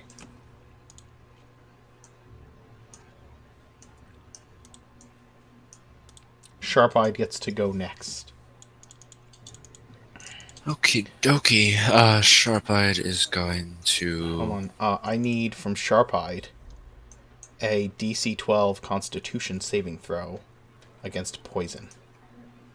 Against poison. Okay. 11. Okay. He is poisoned until the start of his next turn, as the stench of this this Ew. creature is this like blackened ghoul with this long sinuous tongue that is dripping with just like necrotic ooze, and this boiling shadow kind of flows off of it and extends down the floor in this long, gaunt shape. And everywhere that this kind of roiling shadow pours off of the creature, it fills the area with this stench. So Sharp-Eyed is now poisoned until the start of his next turn. Alright, he's gonna slink to get behind it, favored foe as a bonus action, and then plunge his 2 swords in it, crossed at the hilt. Okay. So I guess disadvantage is gonna make that a miss anyway. Yep. 23, we'll see if this one... Oh, damn, okay. The first one just misses as he tries to strike while he's moving, and it dodges past. And then the second one's about to connect until he retches and stumbles midway through the swing, and the sword just kind of slides across its flesh. Okay.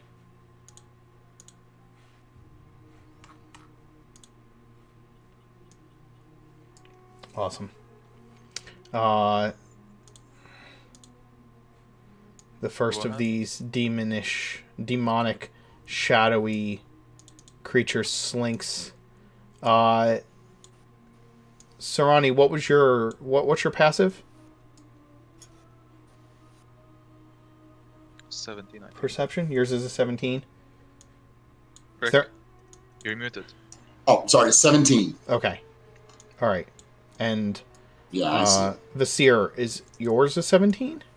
You're not in the room yet, are you? Well, I can see. Would Angus, having announced mine's that an we've got 18. company, count as giving the help action in terms of making it a passive +5 to his perception? Or Sure. Actually, yeah, I will allow that. Okay, so they're not hidden from any of you at this point then. So the thing is going to slink up next to... actually, it will move behind Sharp-Eyed, seeing that Sharp-Eyed is retching and moving oddly. And it is going to begin to claw at him while flanking. That is a 22 to hit Sharp-Eyed. That will hit. He's going to take 8 psychic damage. Psychic fun. Yeah. And then it is going to move away and attempt to hide in the shadows again. He's gonna stab it. Yep. He is still poisoned. Yeah. Actually, he'll go with like a lunge with his jaw at it and snap at it as it tries to run. Okay. That is going to miss. 10? No, probably not. Yeah, that's going to miss. And the demon will move here and roll. Okay. It is not very hidden in the shadows, but it is trying to blend into them.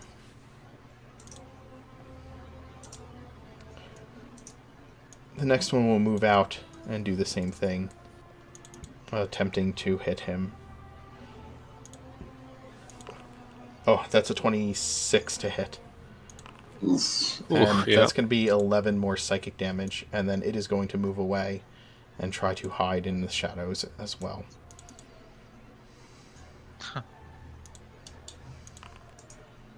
But only rolls a 16. Angus, it's your action. so Angus is going to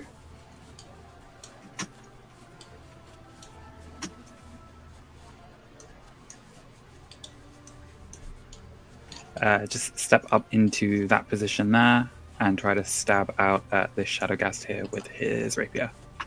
Okay.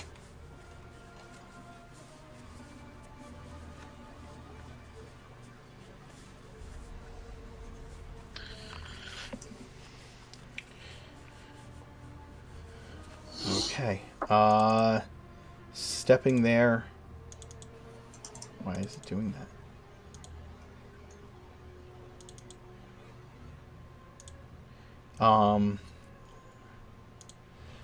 Your blade is going to slide past it.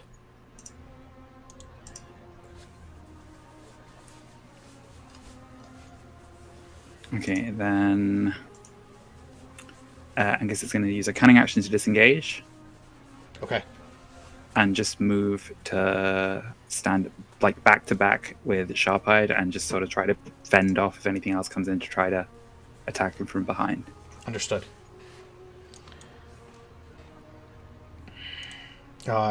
Is Smudge staying perched upon your head? No, Smudge is gonna actually fly up to that position here and gonna take the help action. So the next person that attacks the actually no, it's you have to give the help action to a person, or do you give it to the target of the attack? You target a creature that it is within 5 feet of, and you give it to a specific person targeting that is going to target that creature, if that makes sense. So your Smudge has to bother the enemy to help a specific person. Okay, then Smudge will be bothering this Shadowgast to give Sarani advantage. Understood. Sarani, you will have advantage on your first attack. Okay. Also, once the health action is given, it is given. Okay, so like if the Shadowgast were to for some reason be able to move out of the way, then if Sarani ran up to the Shadowgast where it's next, wherever it was, he would still have the help action against that creature. It doesn't just drop. Okay. Mirth, it is your turn. Okay, I'm going to, as a bonus action, inspire Angus, and then with my action, I'm going to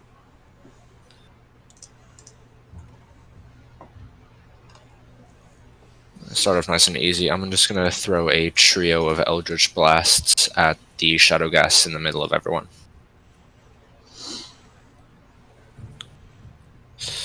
One. 24, I should disactivate the disadvantage. 2. He's loading. Yeah, you've got a 24 to hit and a 15 to 3. hit. And a 20 to hit. So 24, 15, 20. You hit 3 times. For a total of 22, 31 damage. That is it for me. So it takes the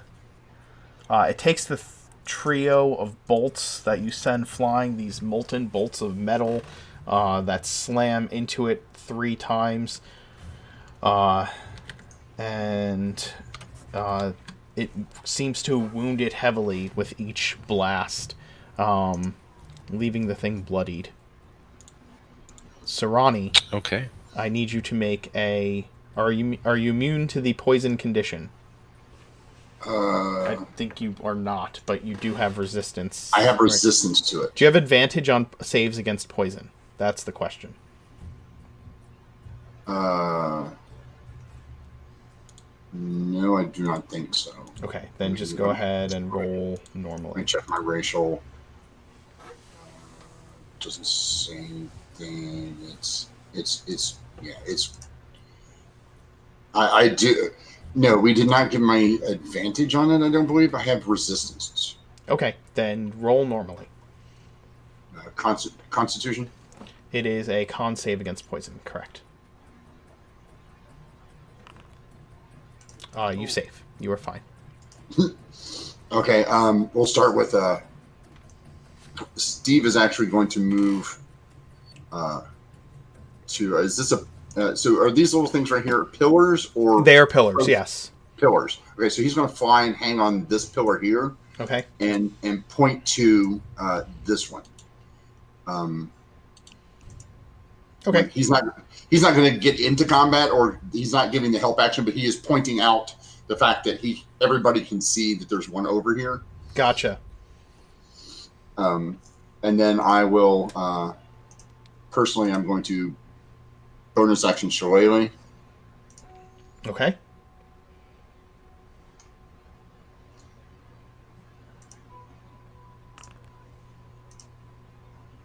That's going to hit. For 10 bludgeoning. And it's shillelagh, right? So it is magical. Yeah. Yes. Okay. And then my movement, I'm going to swing to here to protect Sharp Eye, or to protect the party. They have to go past me. Right. Yep, I got it. And that should be all my actions. Okay. Vasir, it is your action.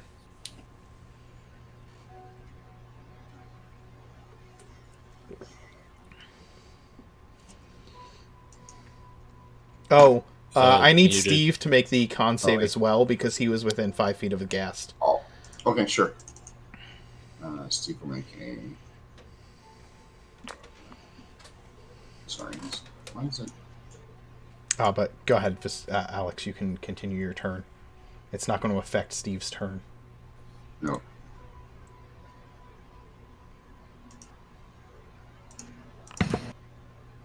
You got it. And let's see. He did. We'll focus on trying to down this thing first, I think. Understood.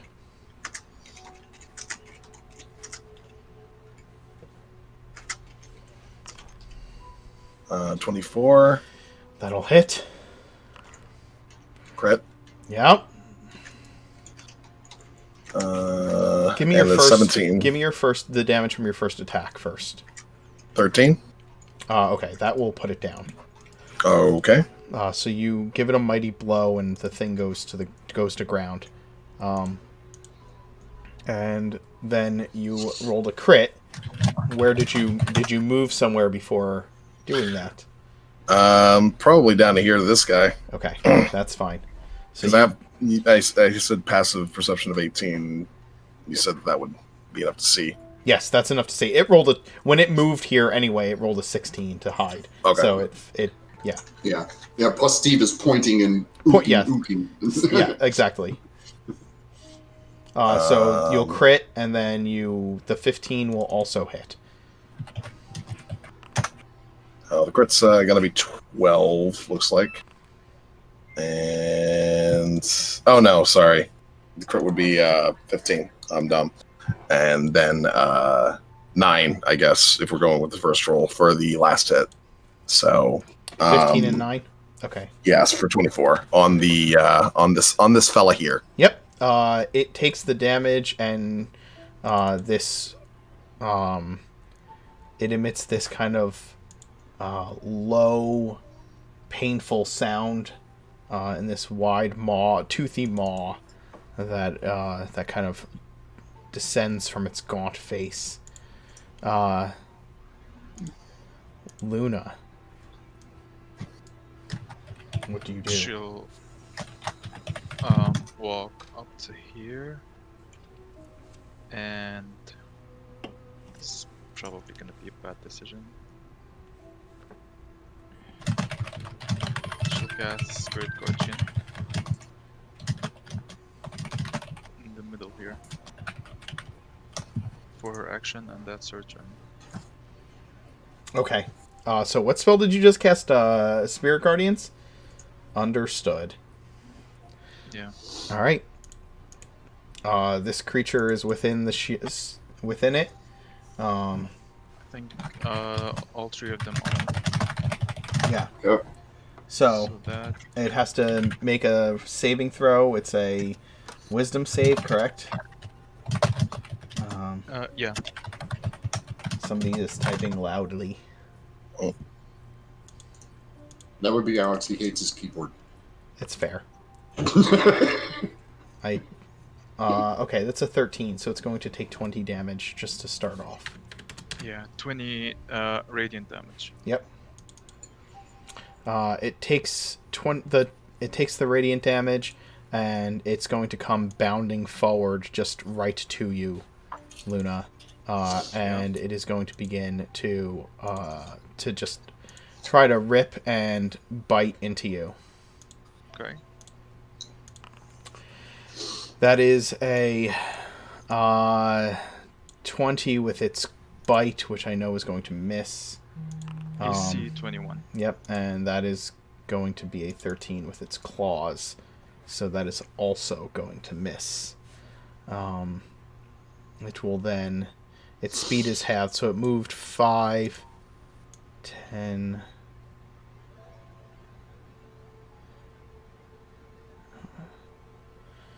So let's see, its normal movement is that.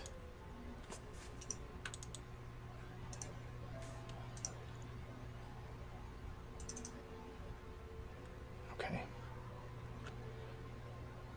It is going to just try and get out of this. Steve's bubble. going to take a bite at it. Okay. Go ahead, Steve. Try to take the bite out of it. Actually, he can't. Your familiar cannot do that. Why not? Because Familiars cannot attack. Familiars cannot attack. Oh, okay. Yeah. Unless you go back to the chain. Correct. Yeah. Okay. Sorry about that. Go ahead. That's okay. It is Sharp-Eye's action. He is no longer poisoned. Alright, Sharp-Eyed is going to come gang up on the one over here with the seer and try and, like, hedge it in the corner. Hunter's Mark is going to get moved onto it. Okay. Saber 1. Oof, jeez. That's going to miss. Saber 2 is going to D18 hit. will hit. For how much damage? 16. Okay.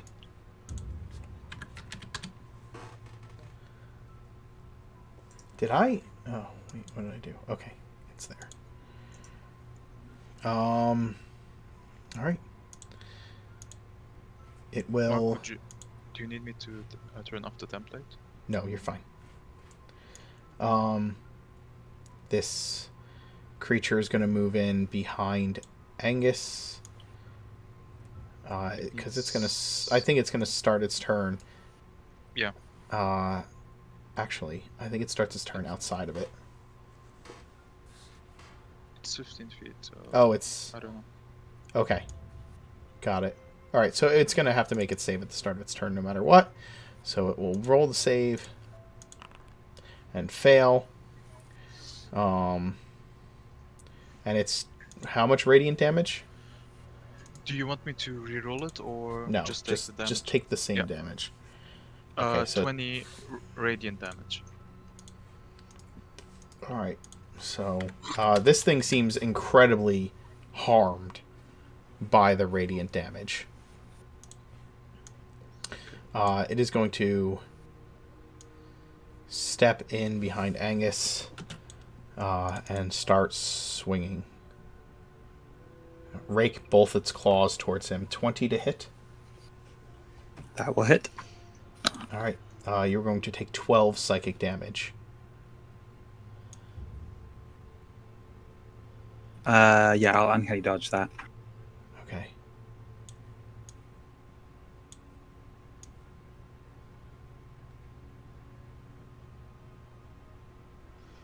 All right. Then it is going to move here. That's not going to get it out of the sphere, so it's just going to stay right there. Yeah, I think 15 feet covers the whole area. Okay. This one in the corner is going to roll its save. It is going to fail and die. Sweet. It just disappears in burning radiant energy.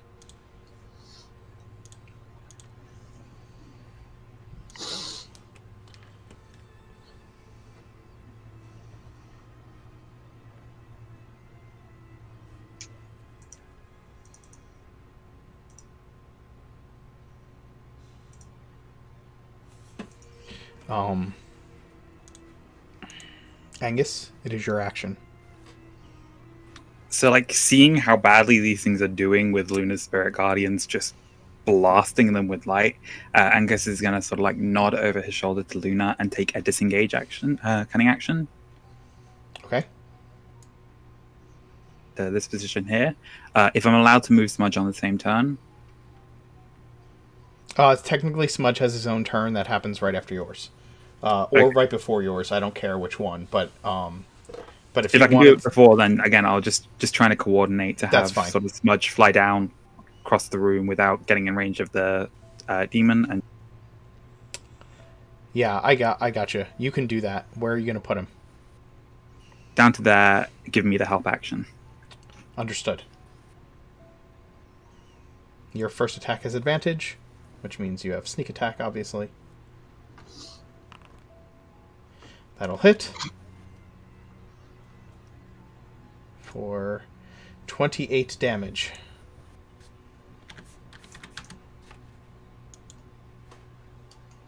The creature, you impale this creature with your blade, and it is clearly a severe wound.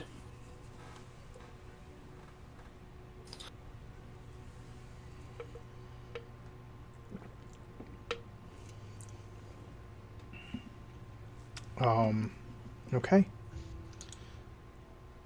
Oh no.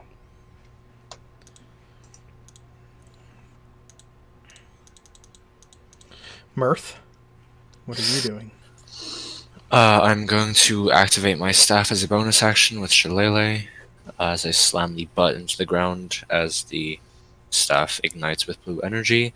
And then I'm going to reach around and just hurl another 3 spears of that blackened metal across the room to slam into the back and legs of the one Angus is fighting.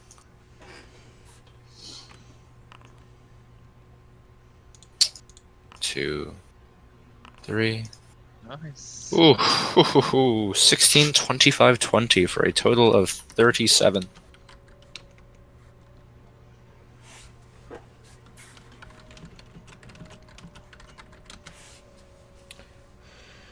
Oof. All right. That is going to destroy this creature as each bolt slams into it, turning it into a again dissipating it in the as the spirit guardians begin to move and tear through it in combination with your infernal energies.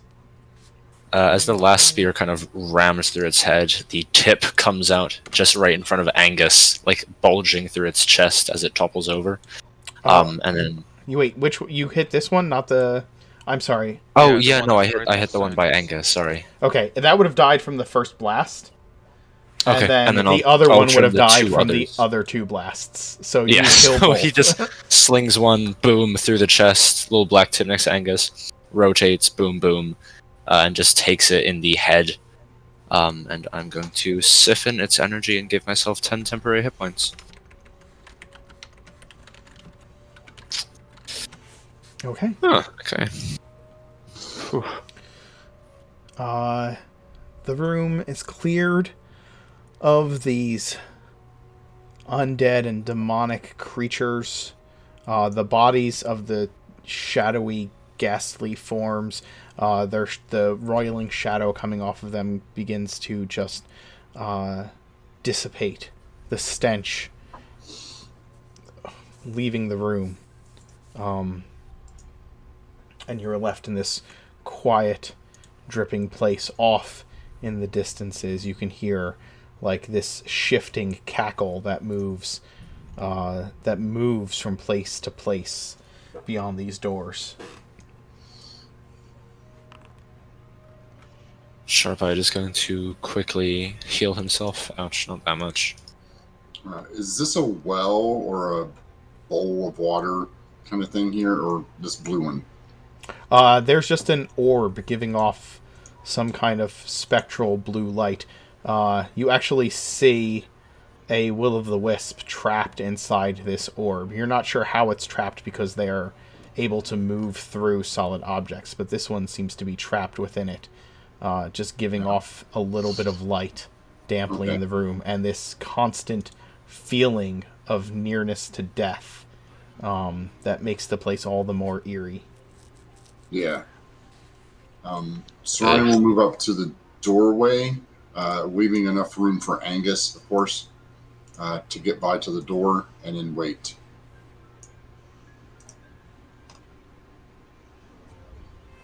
I mean, technically, Serrani's probably like right off to the side, but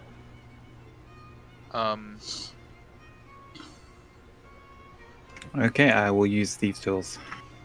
Okay. Go ahead. Give me with a guidance. Okay. Give me a thieves' tools roll.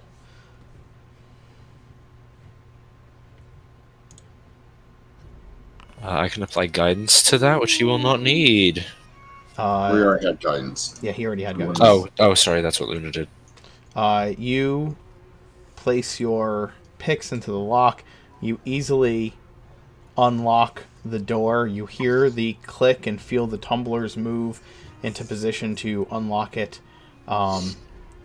You know that it is unlocked, and as soon as you pull your tools out, you hear the lock click again and hear a cackle from somewhere beyond the door as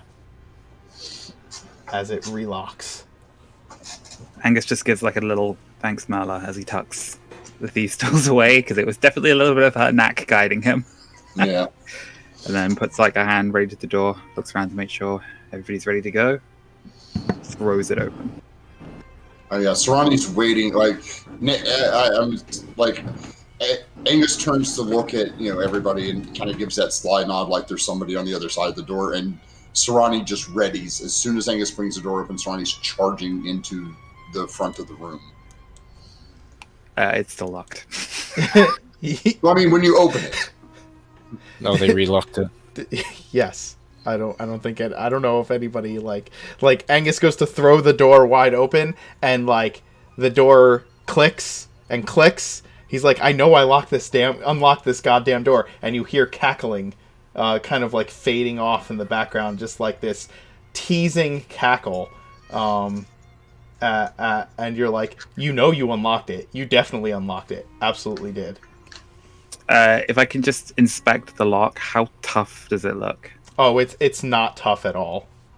Then Angus is just going to do a classic Angus move of backing up and kicking the door down. Sure, give me an athletics check to kick the door.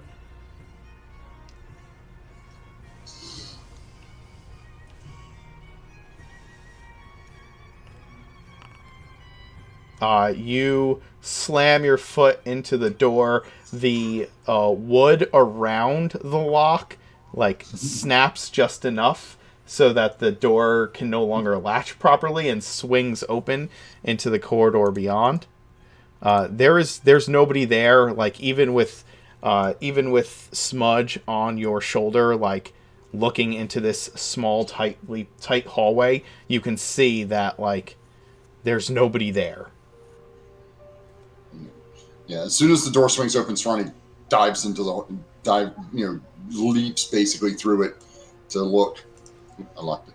And then looks around, doesn't see anything, and then stands there waiting for Angus to come up to the other door. Disappointed that there's nobody to hit. You once again, as you approach the next door, you can kind of like hear this fading cackle off in the distance. It's not really one person cackling. It's like this cascade of different voices cackling. Yeah, of course it is. Can I try something? Or Just gonna like test it and see if the pattern repeats. Gonna try the thieves' tools first, and then test the handle. It unlocks. I did not unlock it yet. Hold on. This time it unlocks and stays unlocked. You find a hallway beyond with another set of doors at either end of the hallway. It's like an unending chain of doorways. Mirth, if you have an idea, what was it? Oh no, I just wanted to try the stick. And then I'm just gonna go up to this door, booming blade my staff, and then just send it in a wild open, it's like big right hand swing into the door. Go ahead and make an attack roll against the door. It is adamantine, so if it hits, it automatically crits. Yep.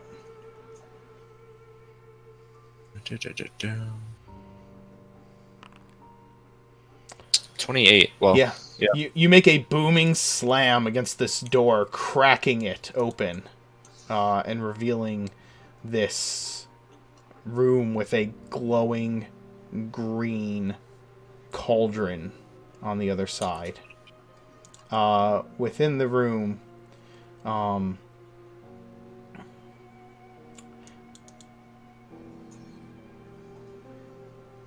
double toil and trouble. You see ethereally, correct? How long does that Yes. vision last? An hour. An hour? Okay. Yes, So sir. it's been maybe 10 minutes that you've been in here, 15 minutes at most. Okay. So you can see on the ethereal plane this night hag cackling over this bubbling, boiling cauldron of green, acrid smoke after you knock the door down. She has a bit of a... she is kind of like huddled in the corner, cackling and watching the door as it bursts in. Okay. Telepathically, I'm going to. Merce's face is not going to change at all. Telepathically, I'm just going to calmly say, "There's a night hag Etherly in the top corner of the room."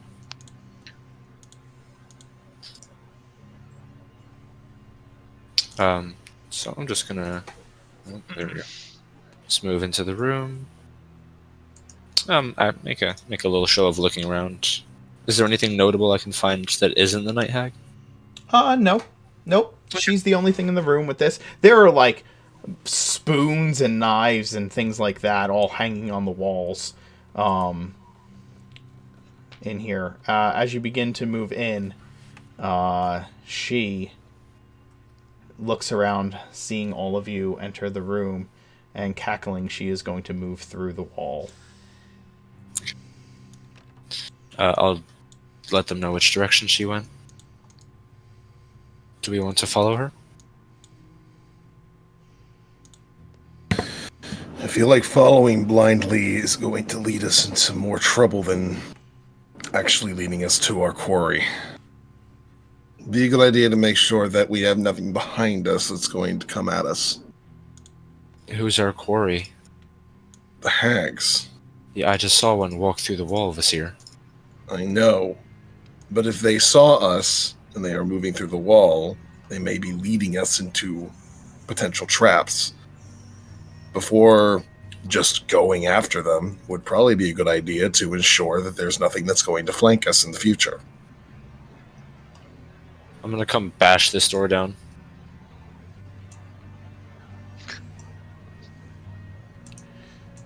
Okay. Jesus. Ha! You're wasting your crits there. Yep. Hold on, I need to... Oh my god, that's... I actually need to do this to the doors that you've bashed.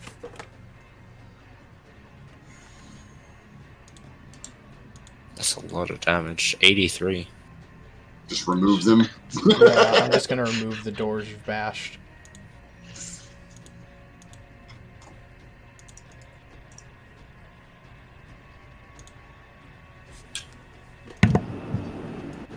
Another door down here. Joy. Angus, you Um, want to take this one? My arm's getting tired. can I try mark thaumaturgy in case the door is unlocked? You attempt to, but it does not move. It is, in fact, locked. Okay. Oh my god.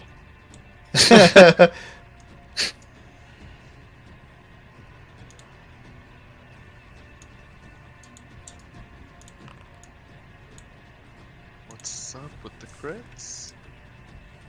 He auto-crits jeez, on yeah. doors anyway. I've got Merla guiding me. She's really, really good at this. Yeah, Ah. no kidding.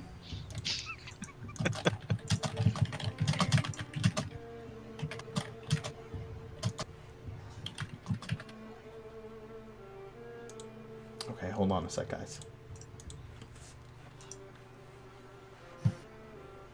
Night tags are Fey or Fiend? Fiends.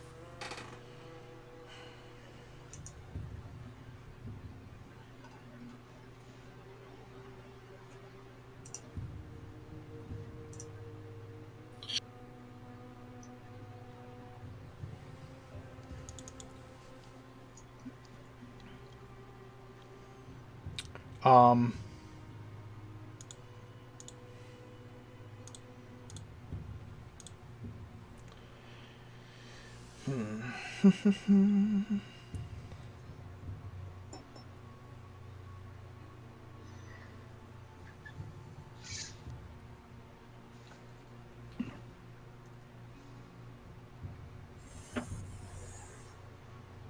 Sorry, I need to...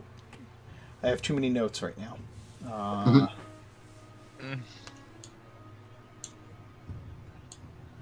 Is this where we find the artifact?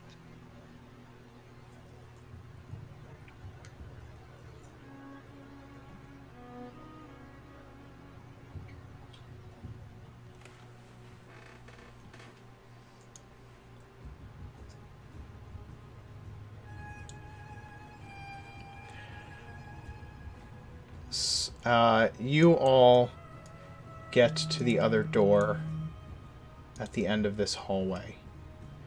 And Angus, you unlock the door.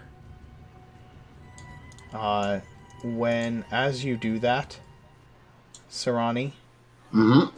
at the other end of the hall, Yep. this door opens. What I was waiting for.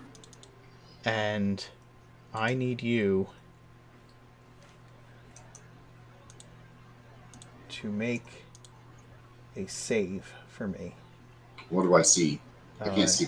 I can't see the token because of the door. hit escape. You should be able to see the token. No, I can't see the. I can see the token itself. I can't see the picture on it. 'Cause it's hidden. All right. The The door is icon hiding of it the door is on top of the token. on top of the token. Ah, okay. Aha. Night hack. Okay. You see a red That's not a skinned night hag. hag with horns that curve down like a ram's step through the door. Um. Okay. Check to see what kind of. I'm assuming I have to make a saving throw of some sort. Yes, you will have to make a save because it comes through the door and immediately casts a spell at you. Okay. Um, Even though I was watching the door. you're watching the door, right? So it Yeah. comes through the door, and well,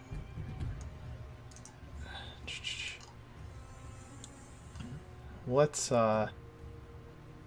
It's up to you. I'll make a yeah, I save. think so because if it were you guys, you like you said, as soon as your reaction to Angus opening the door was stepping through it, right? Her reaction I'm to cool with opening the door was if somebody's on the other side, she casts the spell.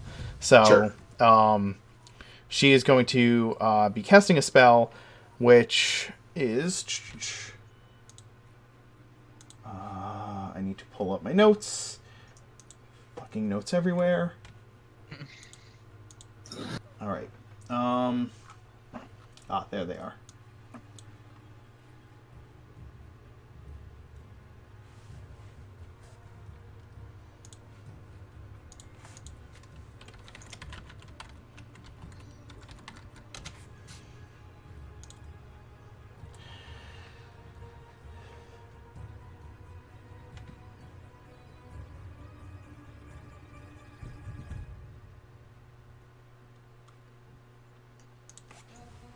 I need a third screen, guys.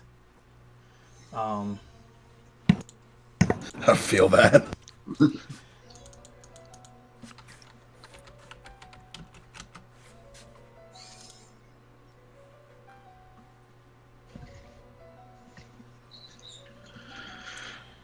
God damn it. Okay.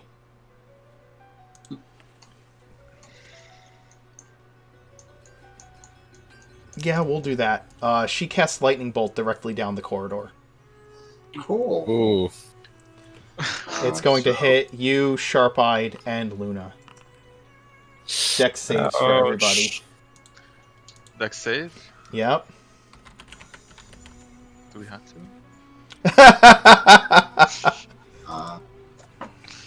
I got a 24. Oh!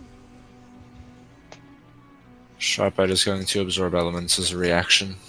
Okay. Ooh. Wow. Yeah.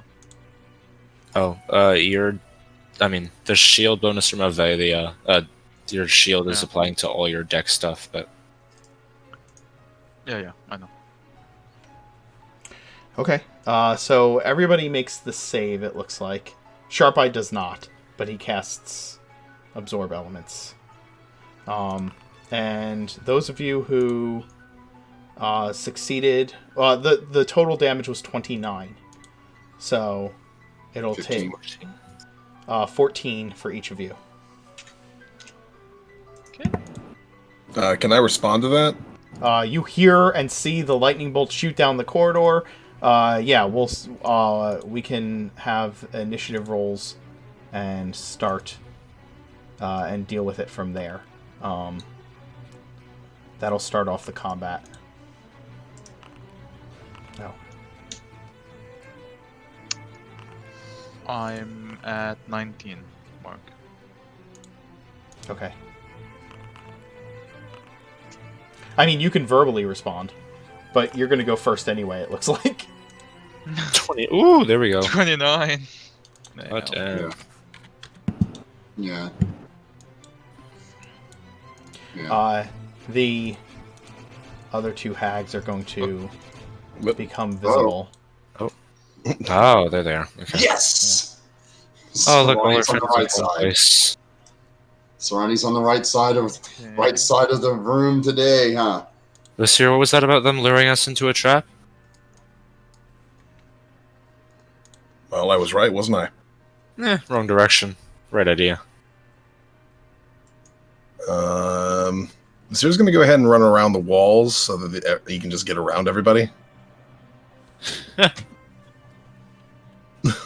I'll give him a fist bump on the way up. So, 1, 2, 3, 4, 5, 6, 7, 8.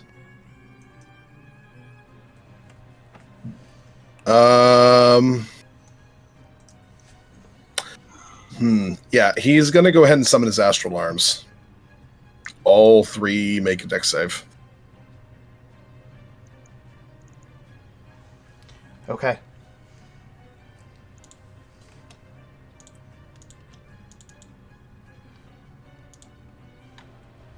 Let's see.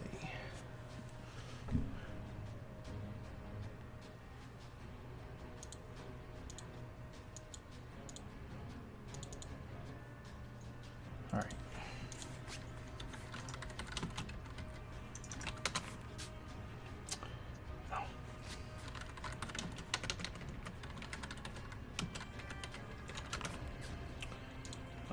Okay. 16 fail. 16 fails. Okay, then all 3 fail. How much damage do they take? Each of them takes 10 damage. Okay. Nice. I'm gonna go ahead and attack this one.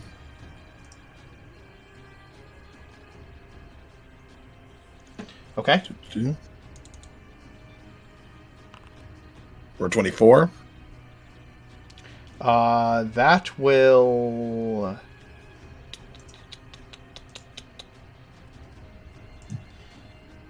That will hit.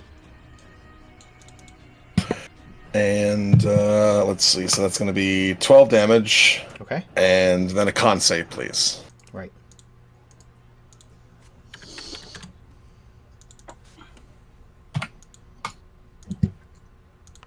$23. Oh, that'll pass.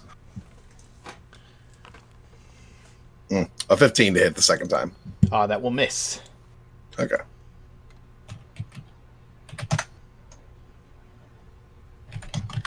That's all I can do. Okay. All right. So that was Vasir. Mirth. Okay, I'm going to... You can move through allies, right? Yeah, half movement to move through allies, especially in a 5-foot corridor. Okay. Or I should say, double movement to move through allies. Yes. You can technically end up behind Serrani, I think. Mm-hmm. Yeah, I could.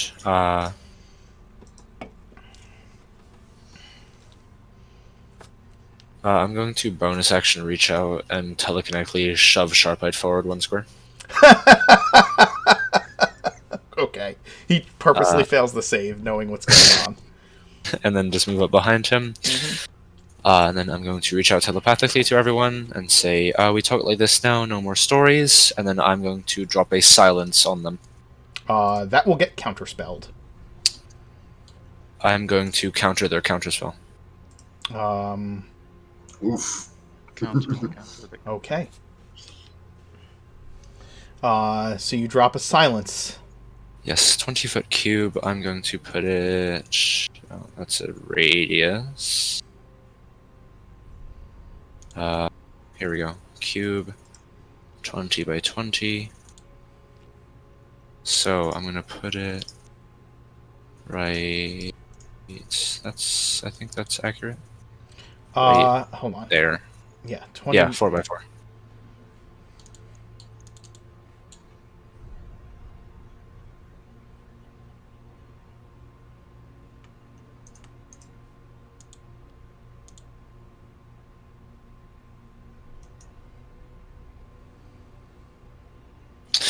Prioritize keeping them locked down and unable to move before killing them, because it's going to be much harder for them to get out of this. Okay. I'll just, broadcast telepathically. The Sarani Angus, lock them down as best you can. first hag here is going to. Let's see. Vasir, you have reach with your astral arms, right? Yes. Okay. This hag is going to.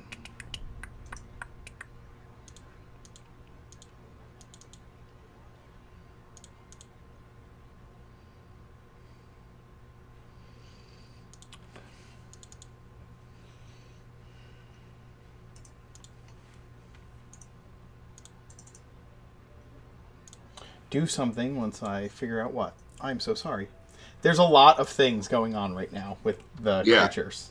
So I have a number of things.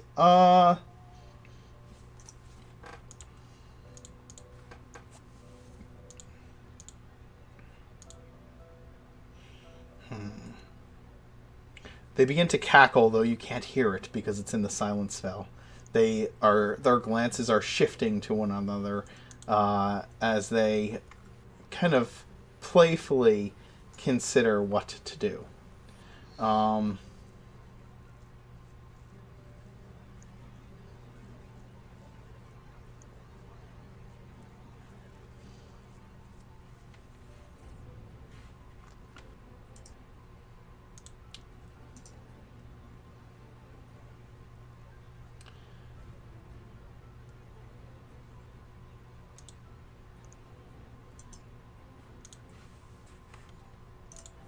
And I apologize for my slowness in deciding. No, that's fine. It's a big fight. We understand.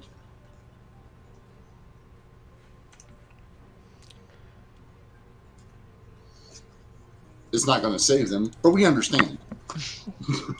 This hag is going to enter the ethereal plane. Bye-bye. I'll watch where she goes. Okay. I'll show you, Mirth. Are they able to? She goes through this door. Yeah, it's an ability. It's not a spell. It doesn't have a verbal component. It's just the hag magically enters the ethereal plane from the material plane, or vice versa. Okay. That's it. That's the ability. So this hag is going to enter the ethereal plane and move up through the north wall. Mirth. I'll keep everyone updated. Okay.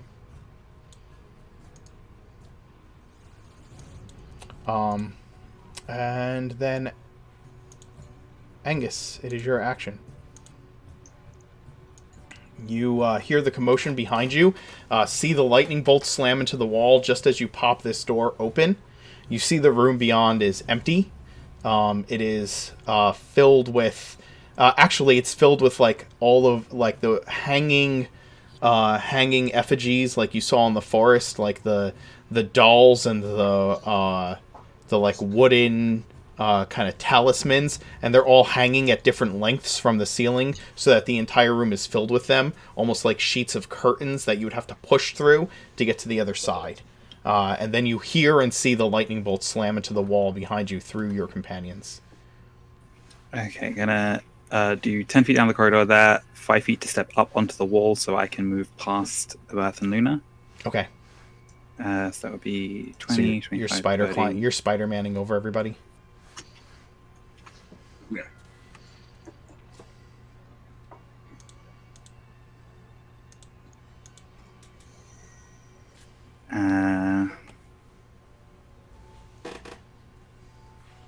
Actually, no, yeah, this will be fun. So Angus is going to get to that position there, and then going to take a cunning action to dash. Basically, having sort of like skipped past everyone, it's just going to drop down into this position, use his momentum to like lean forward, grasp his hands to either side of the cauldron to do like a vault to flip himself and stick his feet up on the ceiling and just keep running. Okay, nice. Run past the night hag on the right to dash down and drop behind this one, so it would get a attack of opportunity against me. The one night hag would get an attack of opportunity against you? Yep. Okay, it is going to... Isn't it stunned? Nope. Nope. No, it passed that. Oh, I passed it. Okay. It is going to use its... Where is its... claws against you, since you are running up. That is a crit on the claws. Nope. Okay. Nope. I can see her, so Yes, you can. So that is going to be 17 damage from the non-crit. And I will uncanny dodge that down to 8. Okay. That's once per turn, right? Yeah, it uses my reaction to do it. So. It uses your reaction, right? Okay. And then having sort of dropped down on the other side of this hag, just trying to like cut off that line of retreat, just going to stab out with my rapier. Okay.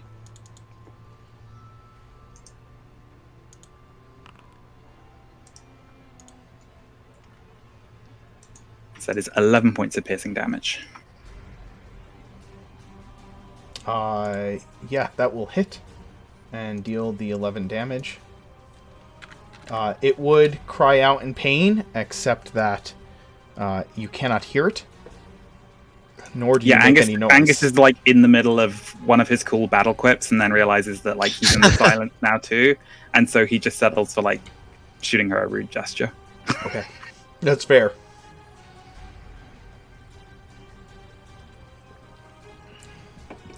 Okay.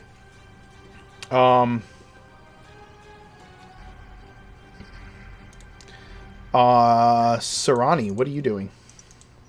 Well, since this lasts quite a long time, first thing Sarani's going to do is this.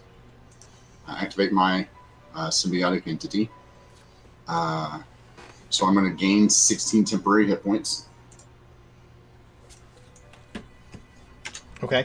You already had some. It's good. That overrides whatever temporary hit points you already had. They're gone. I got hit by the lightning bolt. You're right. They did. Yep, you did. So that's my bonus action. That's my action. And then I'm going to bonus action cast this using my third level slot because I don't have any other slots left. Flame Blade. And then as Angus deftly leaped the cauldron, Sarani's basically going to vine his way across it. Okay. You know, just this big foot, and kind of just like you just see the vines kind of moving from one side of the cauldron to the other. Sarani moves himself into position here. So that's my action, my bonus action, and my movement. And we are going to have Steve land on Visir's shoulder, and give him the health action against this night hag. Okay. On initiative 20. oh boy. Yeah, layer actions.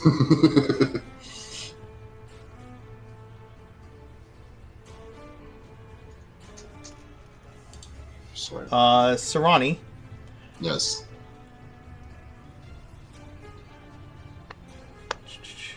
Let's see. Nah. You know what will happen? This door closes and magically locks, leaving Angus by himself. Fuck. Cool. Which way did the door open? Did the door open into the room or out away from the room? Out. Towards you. Can I use my reaction to stop the door from closing? You can... To wedge myself in between it? That is not a normal reaction. Let's see.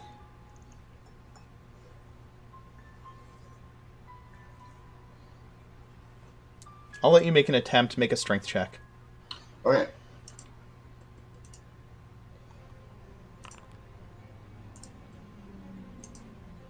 $22.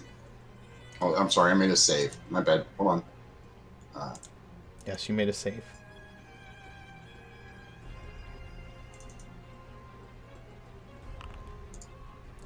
You attempt to get in the way of the door, but it slams shut and locks magically quicker than you can get in the way. Okay. The Night Hag is going to become ethereal. Me first. Oh, I passed you. I'm sorry. You know why? Because Sarani asked to try and wedge himself in the door, and I just hit the next. I apologize. It's your action limit. Yeah. She'll move up to. What?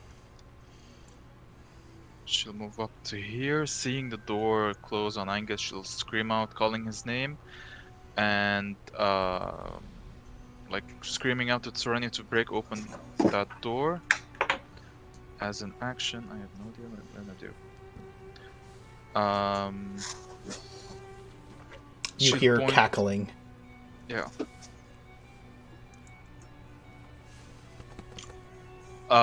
She'll point at the remaining Night Hag and tell her that you'll burn just like your sister did and cast Oh! sacred flame. Yeah, go ahead. Cast Sacred Flame and get an inspiration point if you don't have one already. I don't. I do, actually. Dex save, huh? Yeah. She succeeds. She would be laughing at you, but you can't hear it. Okay. She is going... Oh, you have a bonus action? Yep. Okay. But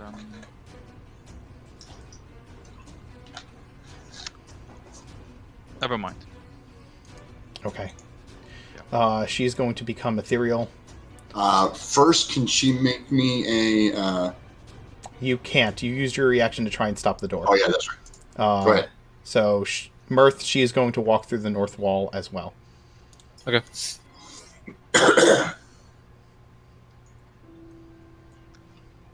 Get that fucking door open. I will. Sharp-eyed?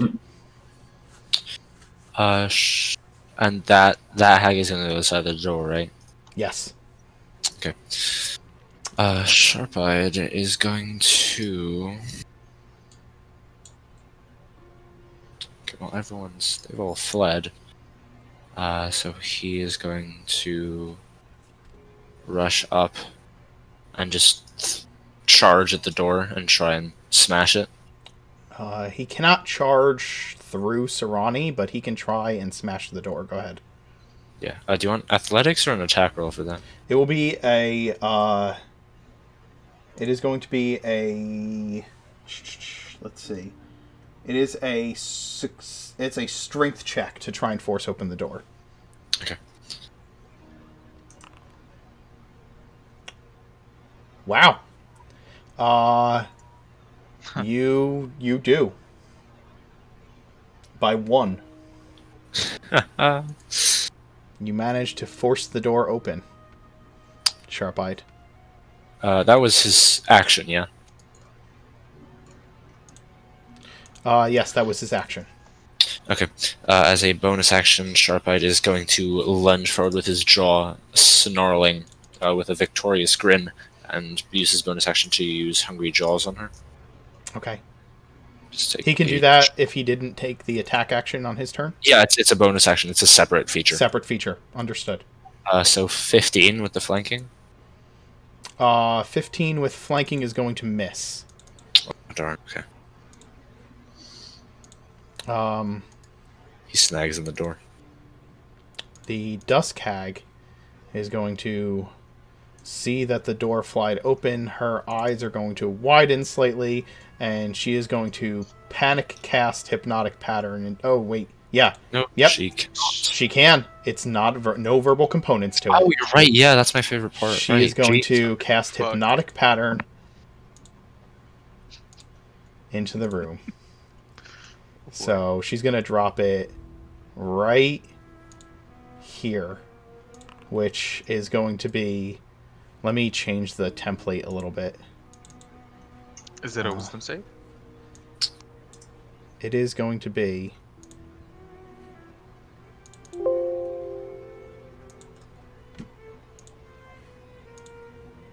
That did not help. That did not change it.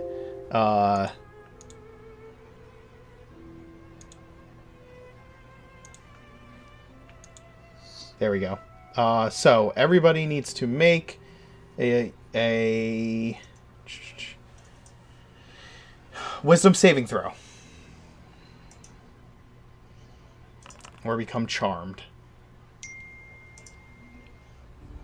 Sharp-eyed fails. Sarani succeeds. Inspiration. Luna succeeds.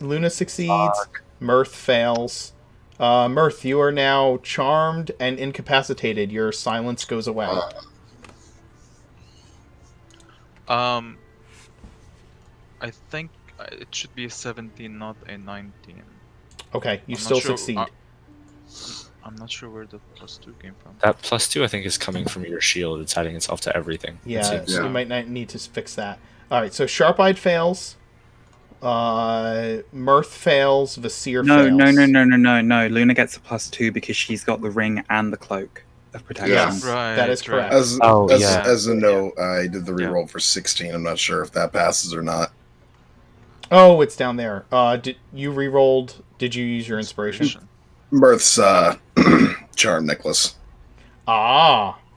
Okay. The 16 will succeed. So, Mirth and Sharp-eyed are both hypnotized by the hypnotic pattern. She will then... Damn. That did not do as much as I was hoping. What is she going to do now? I mean, you got me out of the fight. You've basically won. Good job. Thanks, Cam. Does she have any bonus actions? Surrendering is a free action. Yep. I was going to use crude humor, but I don't want to hurt you. Let's see. Wow. So did the M moments. I do not think she does. So she's going to step here. Sarani doesn't have a reaction, so that doesn't matter. She will step there, and then she will take the attack of opportunity from Angus and try to move down the hall. I don't have a reaction because I uncanny dodged. You did. Okay, so then she will just like squeeze past you, taking the angle there, and then run down the hall. Can I get an attack of opportunity on that? You since she's in my range? can. She is within your reach. Yes. Get some. That's That's going to a- hit. That hits. And as a note, I can stunning strike on opportunity attack as well. So we're going to do that. Okay. She makes a con save, correct? Correct. 19. That'll pass. Can I use my inspiration to make her reroll that? To get no. Just saying. Okay. Roll your damage, Vasir. 13. Okay. Concentration save? Yes, she will attempt her con save. Succeeds. Okay. Vasir. It is your action. Well, he's going to go ahead and get in here and start running along the walls.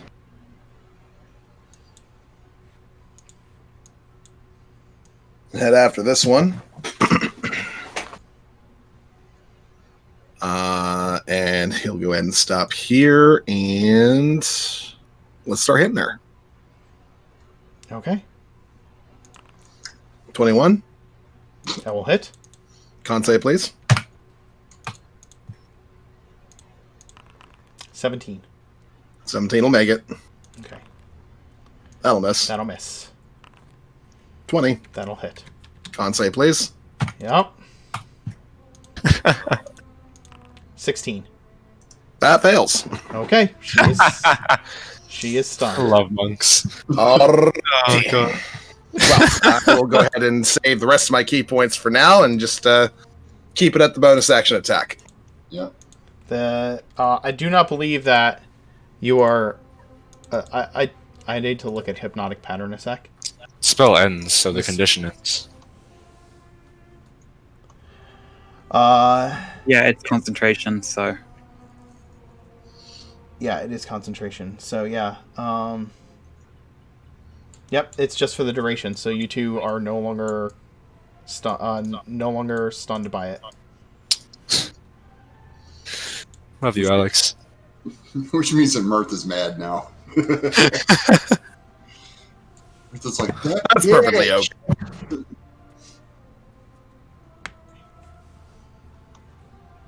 Is Angus? Angus is still on the ceiling, right?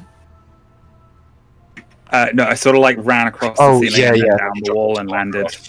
Right. Okay. Another 8 damage then, by the way. 16 altogether. Okay.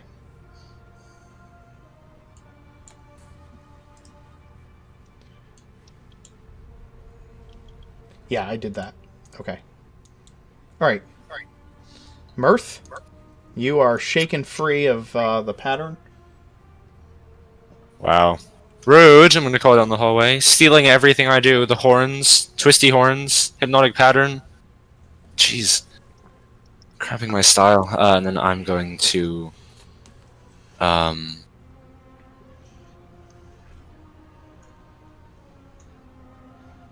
we don't want her getting away, do we? Okay. I'm going to. 1, 2, 3. Ah, damn. Okay, no. So I'm gonna Misty Step from there, next to Angus. So right here. Okay. Then 1, 2, 3 around the corner. Are the other 2 Night Hags up here? No. Okay, great. All alone. So how's she looking? Pretty beat up. Okay, that was 10 feet. So I can't. Is Visir on the wall? No, he can't stay. He doesn't Oh have right, he spider can't climb. stay on the end of the turn. Correct. Yes. Yeah. Okay. In that case, all I can do is wait. It's 30.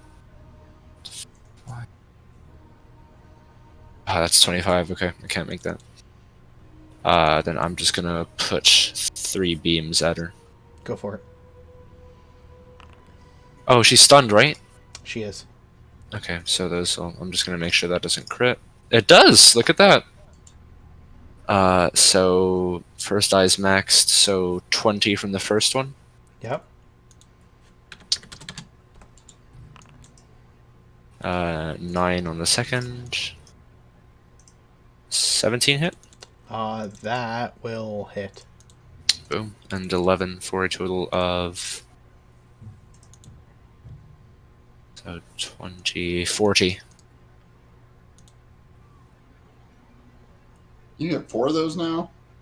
No, just 3. But the first one was with advantage, and I didn't. Oh, okay. I was like, you get 4 now? I wish. Not until 17th. As the Dusk Hag falls and screams in horror, from the eldritch blasts that slam into her, just shaking her from the stunned state long enough to realize her fate, she falls to the ground, unconscious. One down. You hear 2 to go. screams from somewhere deep within this place. Shall we continue? It's probably best to. We can't afford to dawdle around. Are we technically still in combat? We are no longer in combat. All right. And Serrani will run down the hallway. Alright. Sharp Eye is not looking so good, by the way. If Luna has any minor patch-ups she can spare. And Serrani will behead this one. As you reach the body, Serrani, you behead it and you watch as it... Oh, yeah. Actually, yeah. The head rolls around on the floor, spewing like a vile, like, greenish blood upon the tiles. Angus. I know I got cut off. I need to be more careful. No. There's a door in front of me. Oh, yeah, that I can deal with.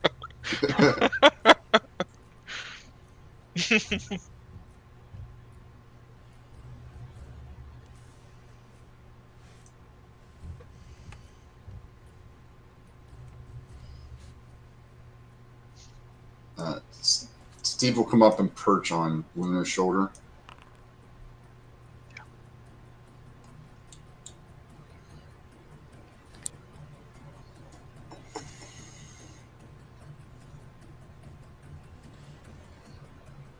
I'll convey with the rest of everyone. Focus as much as you can on one at a time, because as soon as you give any one of them respite, they'll take to the other plane and get away. So anything you can do to daze them, knock them out of their ability to act, do it, and then just pile on them. There might be a way we can force them to confront us as well. There might be power centers that they need that are laid here somewhere. If we can find them, then we can force them to have to fight us, and they can't go ethereal and run away. As Vasir mentions that, Serrani will reach down on the hag's body and look for her totem that allows her to do such a thing. She does not have one. The night hags are the ones that have those. Yep. Okay, well, so this is not a night hag. Okay, No, it is not. what kind of hag is it? Or what is it? Give me an Arcana roll. Is it a fiend? Okay, we're back. It is Mirth. You know that this is a dusk hag. It is a fey creature that is closely related to night hags. You know that covens need 3 hags to be at least 3 hags for a coven to exist. And if their sister had died, they probably recruited this dusk hag as quickly as they could.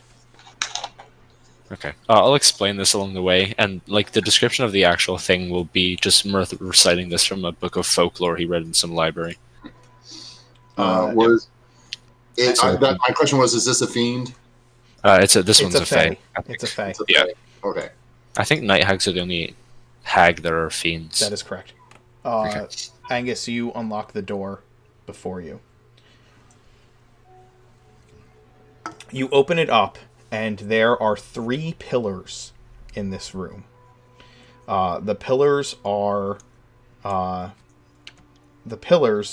stained with rust-colored fluid around them and on the floor. The terrifying thing is that the chains that are on these pillars are maybe only 2 feet off the ground. And they hang there low against these pillars. And the stains from the blood is no higher than the height of a halfling.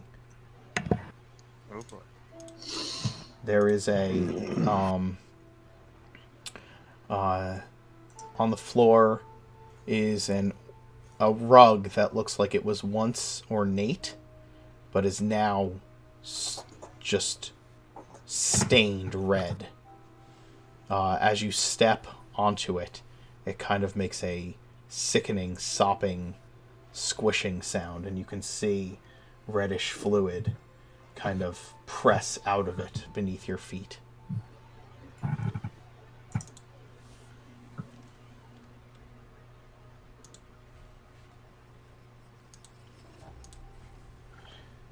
You can smell just this coppery metallic stench. Angus gets to work on the next door. You're right, there's no need to linger here.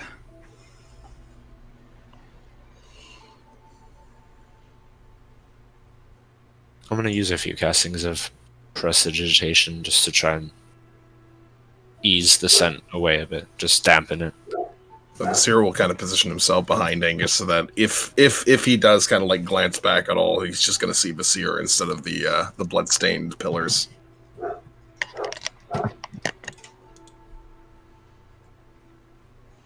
Angus is just fiddling with the lock, shaky. Can't help but think about Gus being tied to one of those pillars and what the Hags would have done to him. How scared he must have been. So he just, once again, when the lockpicks fail, just going to stand up and try to kick the door open. Mm-hmm. Go ahead.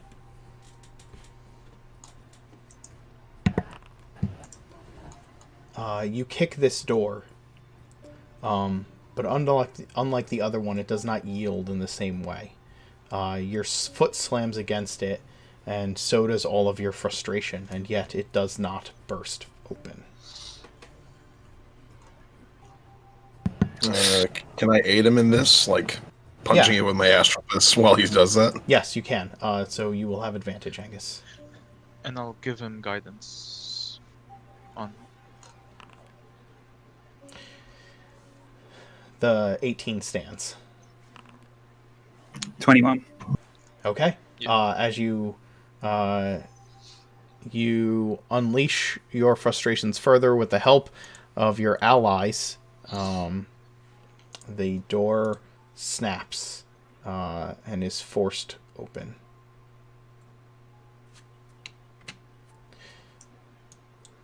Huh. I hate Hags.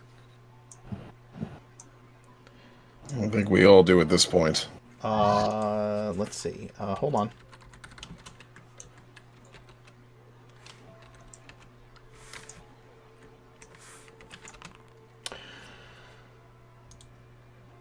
As you move out of the room, you hear a muffled cry as the rug wraps itself around the last member of your party to move through the room. Sharp-Eyed is enwrapped by this bloody, sopping rug. He is grappled, and he has to try to escape. And he will start taking bludgeoning damage. So he is in a rug of smothering currently. Wow. Can Luna like try to Just help him escape? yeah. Or attack the rug? Yeah. You can attack the rug. Go ahead. Actually, let me do an initiative roll, just because the rug, on Sharp-Eye's turn, he is going to take damage. So I just need to know when that turn will be. So I don't care about the initiative for the rug, because the rug is not going to last long enough. So everybody go ahead. Hold on. Did everybody start rolling initiative already? Not yet. Okay, go ahead.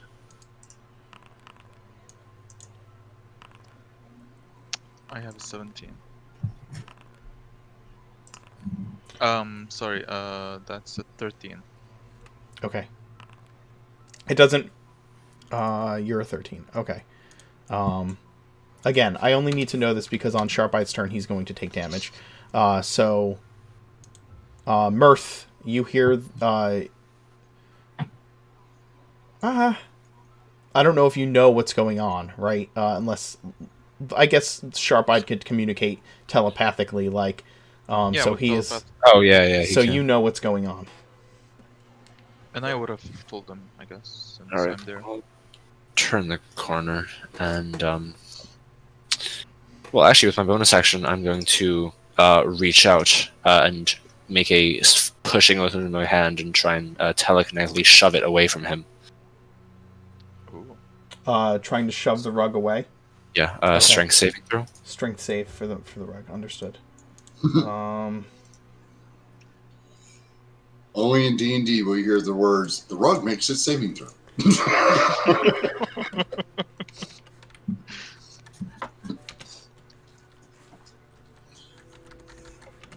Okay, you know what? Hold on.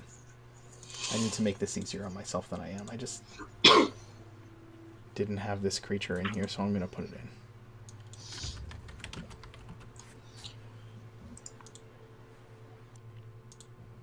This is fine.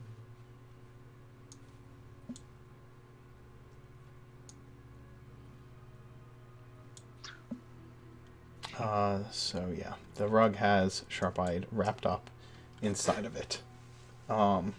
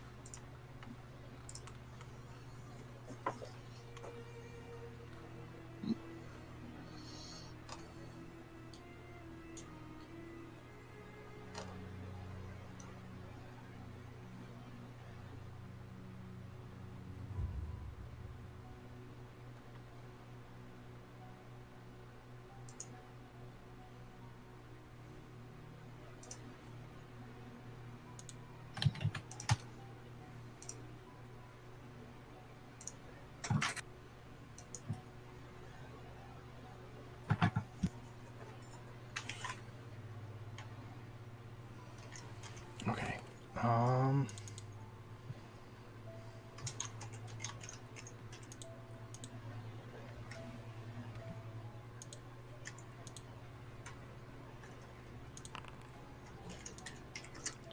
12? 12 will fail. And I'm going to fling the rug 5 feet off away from me, ending the grapple. I don't think it ends the grapple because Sharp-Eyed is still within reach of the rug. Like, it No, shoves... that part of the grapple condition is that if you're subject to any effect that like moves you like a thunder wave. Yes, the condition it also breaks. ends if the effect removes the grappled creature from the reach of the grappler, or grappling effect. Such as when a creature is hurled away by the Thunderwave spell, it only moves him 5 feet back. I don't think that's far enough away to remove Sharp-Eyed Wait, from the grapple's reach. Does it have 10-foot reach? No, because Sharp-Eyed was Oh, on him. it was on him. It was on him. It is Gotcha. on him. So Okay. moving it 5 feet back does not remove Sharp-Eyed from the reach of the spell, right? It is a rug. Right. Gotcha. Yeah. Okay. Well, with my action, I'm going to use... Yeah, that was a bonus action. You still have your action. Oh. I'm trying to imagine myself whispering a discordant melody to this carpet. I love it.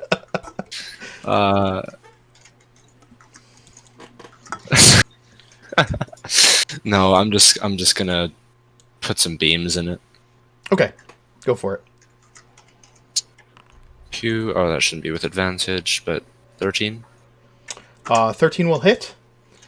It will take 4 damage, and Sharp-Eyed will take the other 4. Oh shit. Oh, shit. The 24 will hit as well.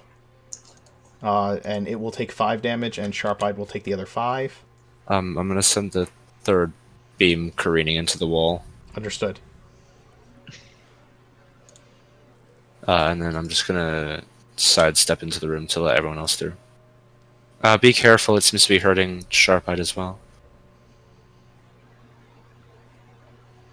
Yeah, because you can hear Sharp-Eye's thoughts telling you to stop. That Yeah. you're hitting it. You're hitting him too, right? I imagine I would also hear like muffled grunts of lizard folk pain. Yes. A Vasir?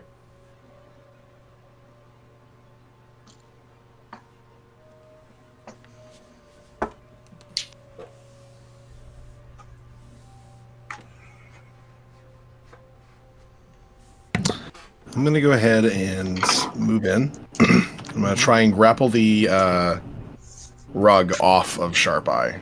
Okay. Go ahead and make a grapple check against the rug. Oh. Okay, you grab the rug. Okay, I am going to hold it at length with my astral arms. Okay. So it'll be 10 feet as opposed to within my grasp. I'm going to pin it up against these one of these pillars here. Okay. You're going to push it away from Sharp-Eyed. Understood. Yeah. Understood. Okay.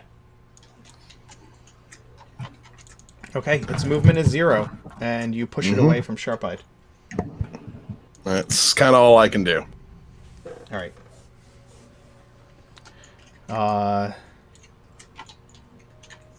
That's fine. The rug is flailing at this point. It is... I still didn't roll its initiative, which I'm going to have to do at this point, so...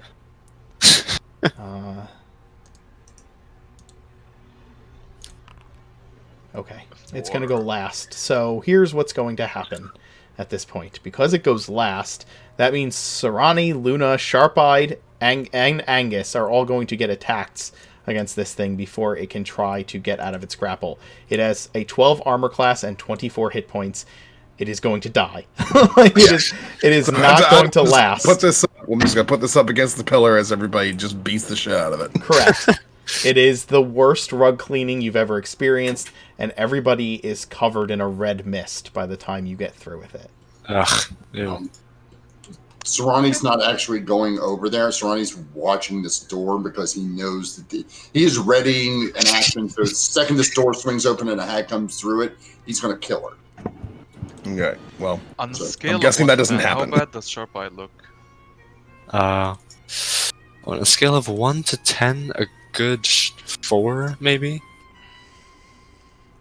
3, 4? Okay.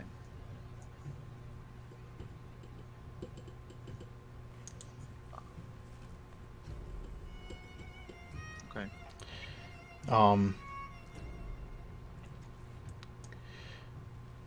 You spend the next few moments destroying this rug. Watching the door on the other side. And you send some healing the way of your lizard folk companion. You continue to move deeper into this horrible place.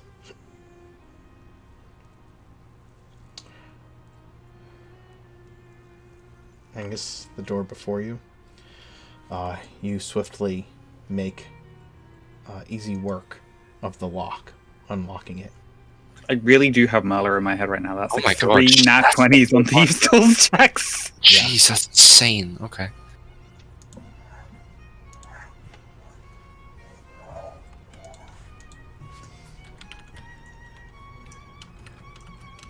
Alright, I'm gonna actually stay near the front here because I want to have myself ready.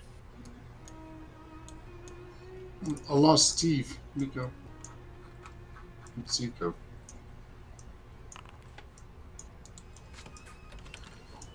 There he is. It's that whole wall thing again.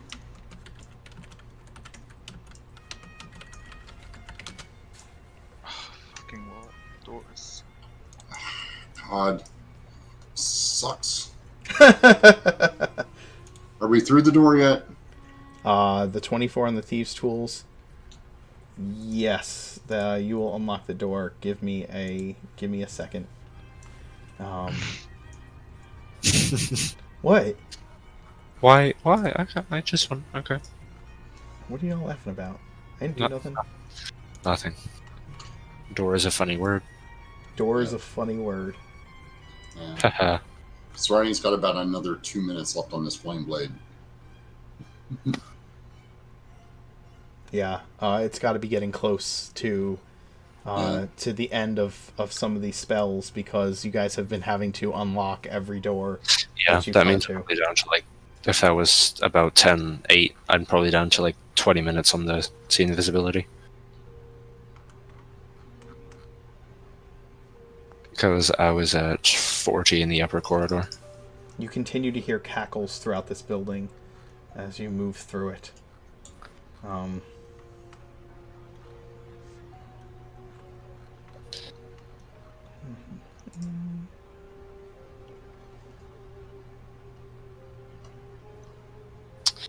Yeah, I really love this spell.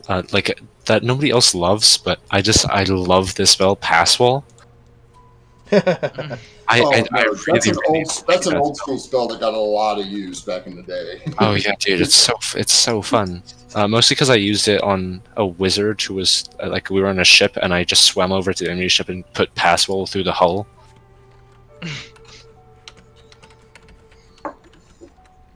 Oh yeah, your if back in second edition, if you were transmuter, you just lived with like knock, haste, slow, pass wall, dimension door. Like you just lived with I don't need to do a lot of damage. I just need to make sure everybody can get to the monster when we get there. Fly and feather fall. Like those. Oh, dude, Scatter is such a cool spell, and yet like not that good, which is really sad. Angus, you unlock this door and you open it to find within a stone casket. The room is filled with, once again, those effigies that hung in the forest all throughout this room. So Ronnie's going to move into the room and just wave the flame blade through this and just cut it straight down. Okay. As he crosses the room to be opposite Angus. You send your flaming blade down into the sarcophagi. Oh no! I meant the effigies that are hanging. Oh, you're just blowing through the effigies. Okay, yeah, understood. yeah. To just cut a path. I don't know if we're opening it until everybody gets in the room. I don't know. Is this a sarcophagus made out of wood? Is it stone? No, it's stone. I said it's a stone sarcophagus. Oh yeah. So no, I'm not going to try to. I don't. So Ryan doesn't believe that the flame blade will go through this. So okay. All right. Math, Luna, what is this? I didn't think the Hags would have a crypt. Was somebody buried down here? Could it be their dead sister? I'm gonna lean over it and just apply a minor gust of wind to blow dust off it, and then I'll look for any inscription I'd recognize or pick up on. Yeah, No. She was burned. It would be an urn if they came and collected the ashes. Yeah, so I'll run my hands over the lid and look for any. Mark, does it have any specific symbols? Anything that I can Yes. recognize? It does. The symbols upon it are etched in infernal upon it.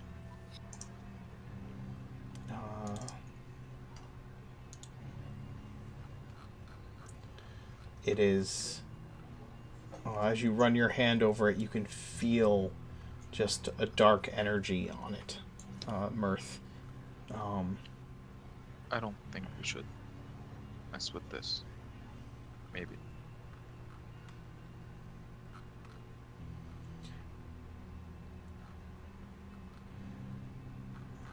Hold on, I am missing the piece of lore that I need for this as you look at it. I'm about to mess with you it. can read Infernal, can't you? I am a tiefling. Yeah, that's what I thought. Okay. and I have a pistol covered if it's in that one.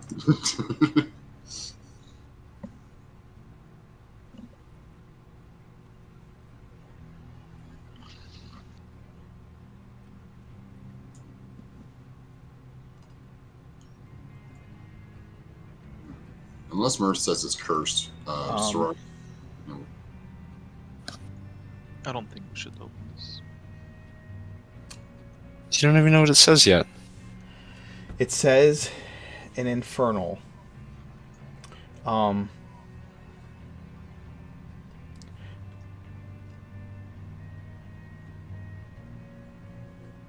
Devoured once and then reborn. When it reaches the age, a sister shall become to us, and a daughter no more.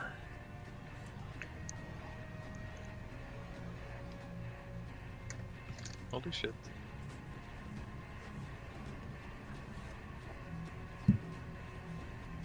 Can you wait one sec? Can you repeat that for me real quick? Devoured once and then reborn. Oh god. When she, it essentially. Oh, what was the next line? Devoured once and then reborn. When it reaches the age, a sister it shall become to us, and a daughter, no more. Thank you.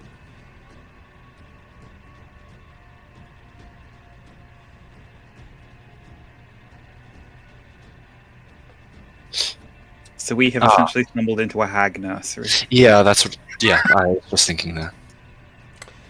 As you stare down at But they're this, just like horrifying images of little baby animals all over the wall with like just their heads torn off. So Angus, do you say that out loud about the hag nursery? Well, I don't know if Mirth's like read the runes aloud to us, so Yeah, he's kind of just mulling them over right now. All right.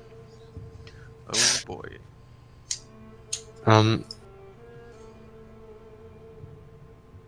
Yeah, this might be important.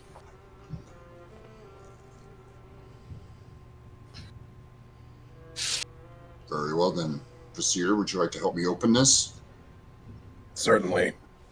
Serrani will move down one square. I don't think what's going to be inside is going to be very nice. Then we will prevent it from being able to join with the hags. Yeah, let's do that. Be careful. Don't stub your toes. Can I prepare an action just in case something attacks us? Mm-hmm. So, Ronnie, what's your strength, by the way? It's a 15. All right. I think yours is higher, isn't it? With the astral arms, yeah. Yeah. I'll give you the help action so you can get an advantage on it. I don't think it's going to be hard to open this, but yeah. Srani's kind of pushing it. Srani has the flame blade in his main hand, and he's helping Vasir by pushing with the shield, and putting his body weight into it while Vasir actually picks it up to move it.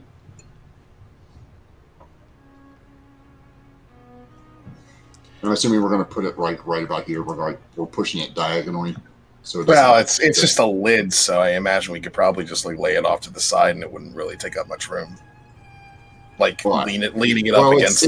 It's stone, so I don't know how tall it is. Like from the. Well, no, we lay it on its side. Yeah. I just didn't want it to drop it on Angus's foot. Do we know how hags are made? Mirth and I should have a fairly decent idea.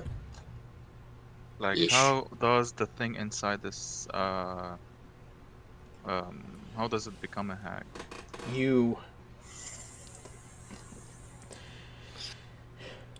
Several things break as you push against this sarcophagi. You can hear,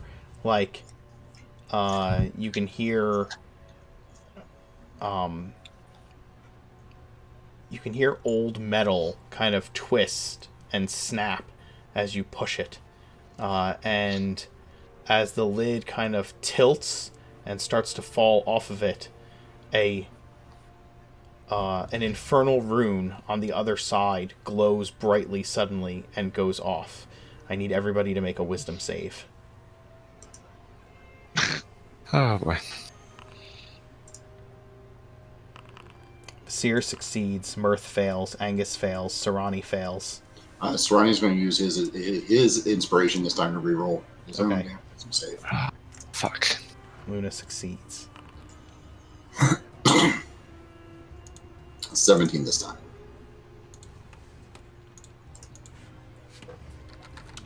Can I give my inspiration mark to somebody, or is can. it too late? You can. Let's say Mirth. Thanks, Luna. Fuck, dude, I'm not tight on these wisdom saves tonight.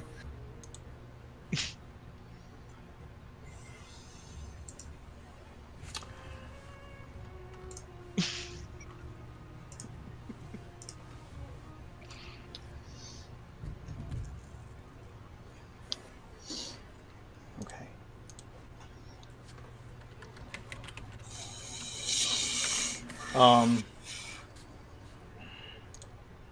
Oh, yeah. As the sarcophagi opens, the spell unfolds, and Vasir and Luna, you watch as all of your companions, except for... Oh, Sarani, you re-rolled and got a 17? Okay. Yes. The three of you watch as the familiars fall out of the air and hit the ground, and the rest of your companions stand staring at a hypnotic pattern of shifting lights. And down in the coffin is what looks like an 8-year-old little girl, fast asleep, and laid over with enchantments, completely and utterly peaceful, and as sweet as can be. We'll end it there for today, I think. Oh.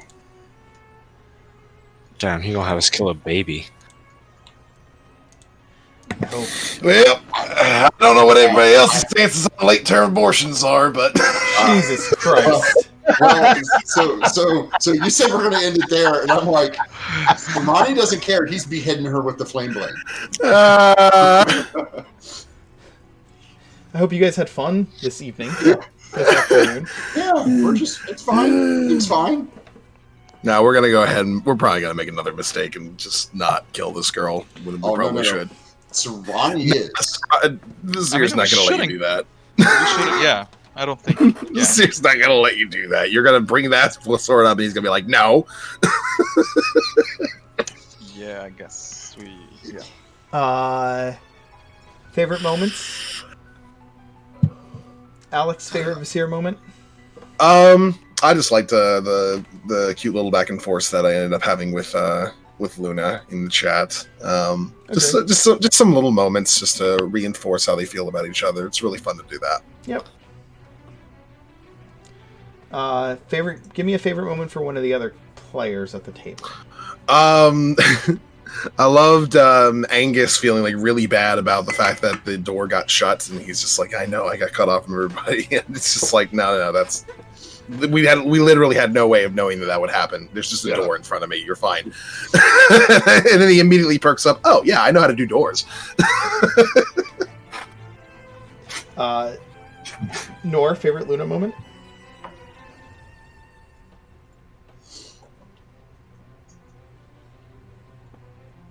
Nor? Yeah, sorry, the audio got cut off. I said favorite Sorry. Luna moment Just for say- you. Favorite Luna moment for you. The interaction with Vasir and the Spirit Guardians Mm-hmm. was kind of yeah. Favorite moment for somebody else.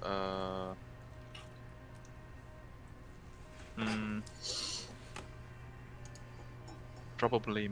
How many nat 20s have you rolled, David? Just I don't know, like 5, lot. 6, 20. Eight. Decent I think amount. it was. I think it was no. I think it's like 6. Yeah, 6 or 7. That was weird, but kind of cool. Mm-hmm.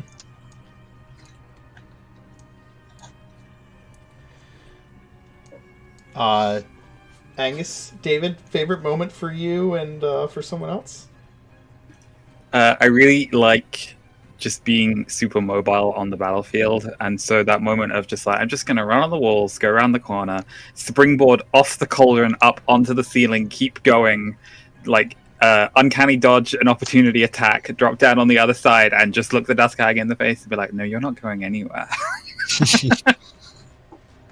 As far as somebody else, I really liked Visir and Mirth's discussion when Mirth had seen the Night Hag, who then went ethereal and like went through the door to the north, and Visir was just really calm in his sort of like astral visage form of like, they're trying to lure us into a trap. We're not going to fall for that. We're going to systematically approach to make sure that we maintain a line of retreat. And I just thought that was like a really neat callback to like everything going completely south in the Demon Cave, where a big part of the problem there was that they didn't do their due diligence about checking corners, and so they got pinned down and didn't have a line of retreat. And so like the fact that Visir's learned a lesson from that and was able to call back to it was just, yeah, that was neat.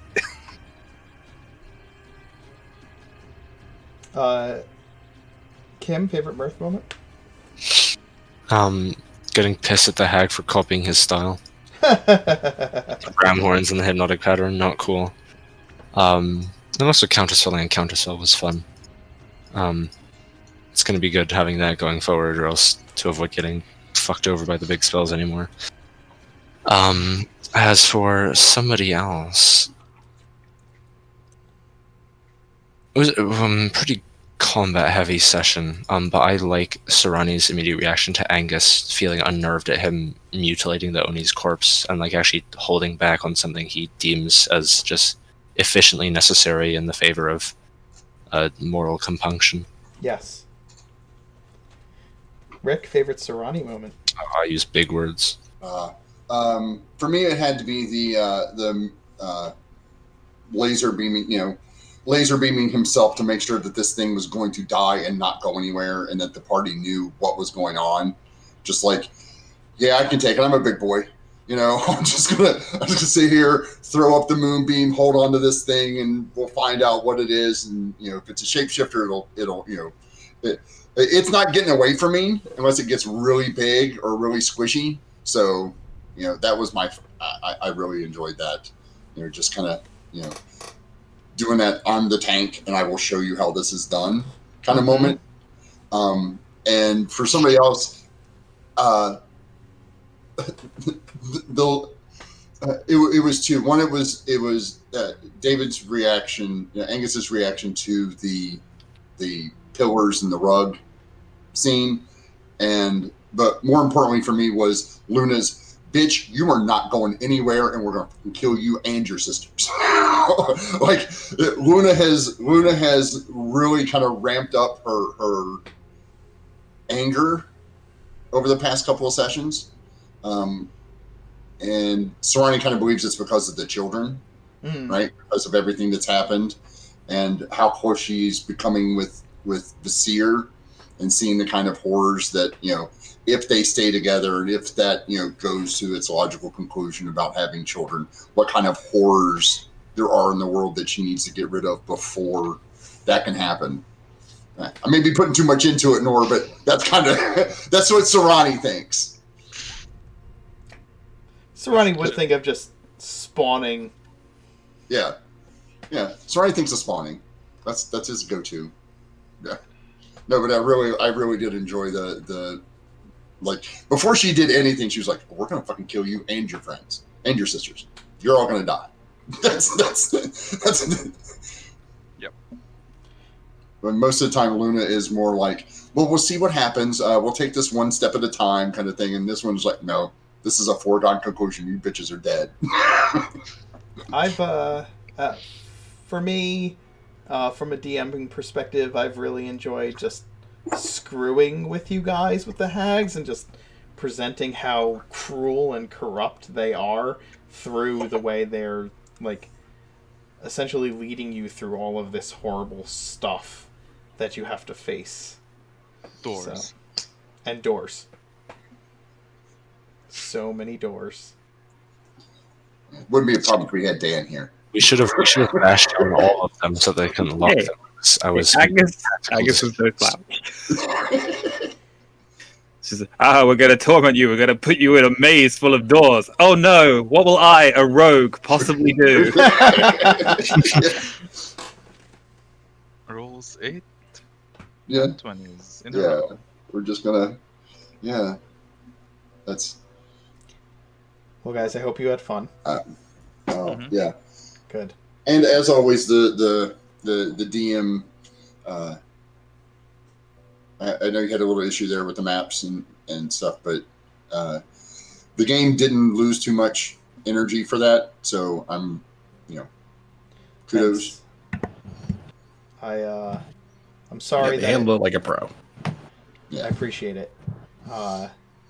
So anyway, we'll be back, or I'll be back. David will be back with me in a few hours for Arc, and we'll be back here for the stunning conclusion of Hags and Other Nightmares of a Dark and Hungry God next week. So join us again. We'll see you then. Have an excellent evening. Bye, everybody. Au revoir.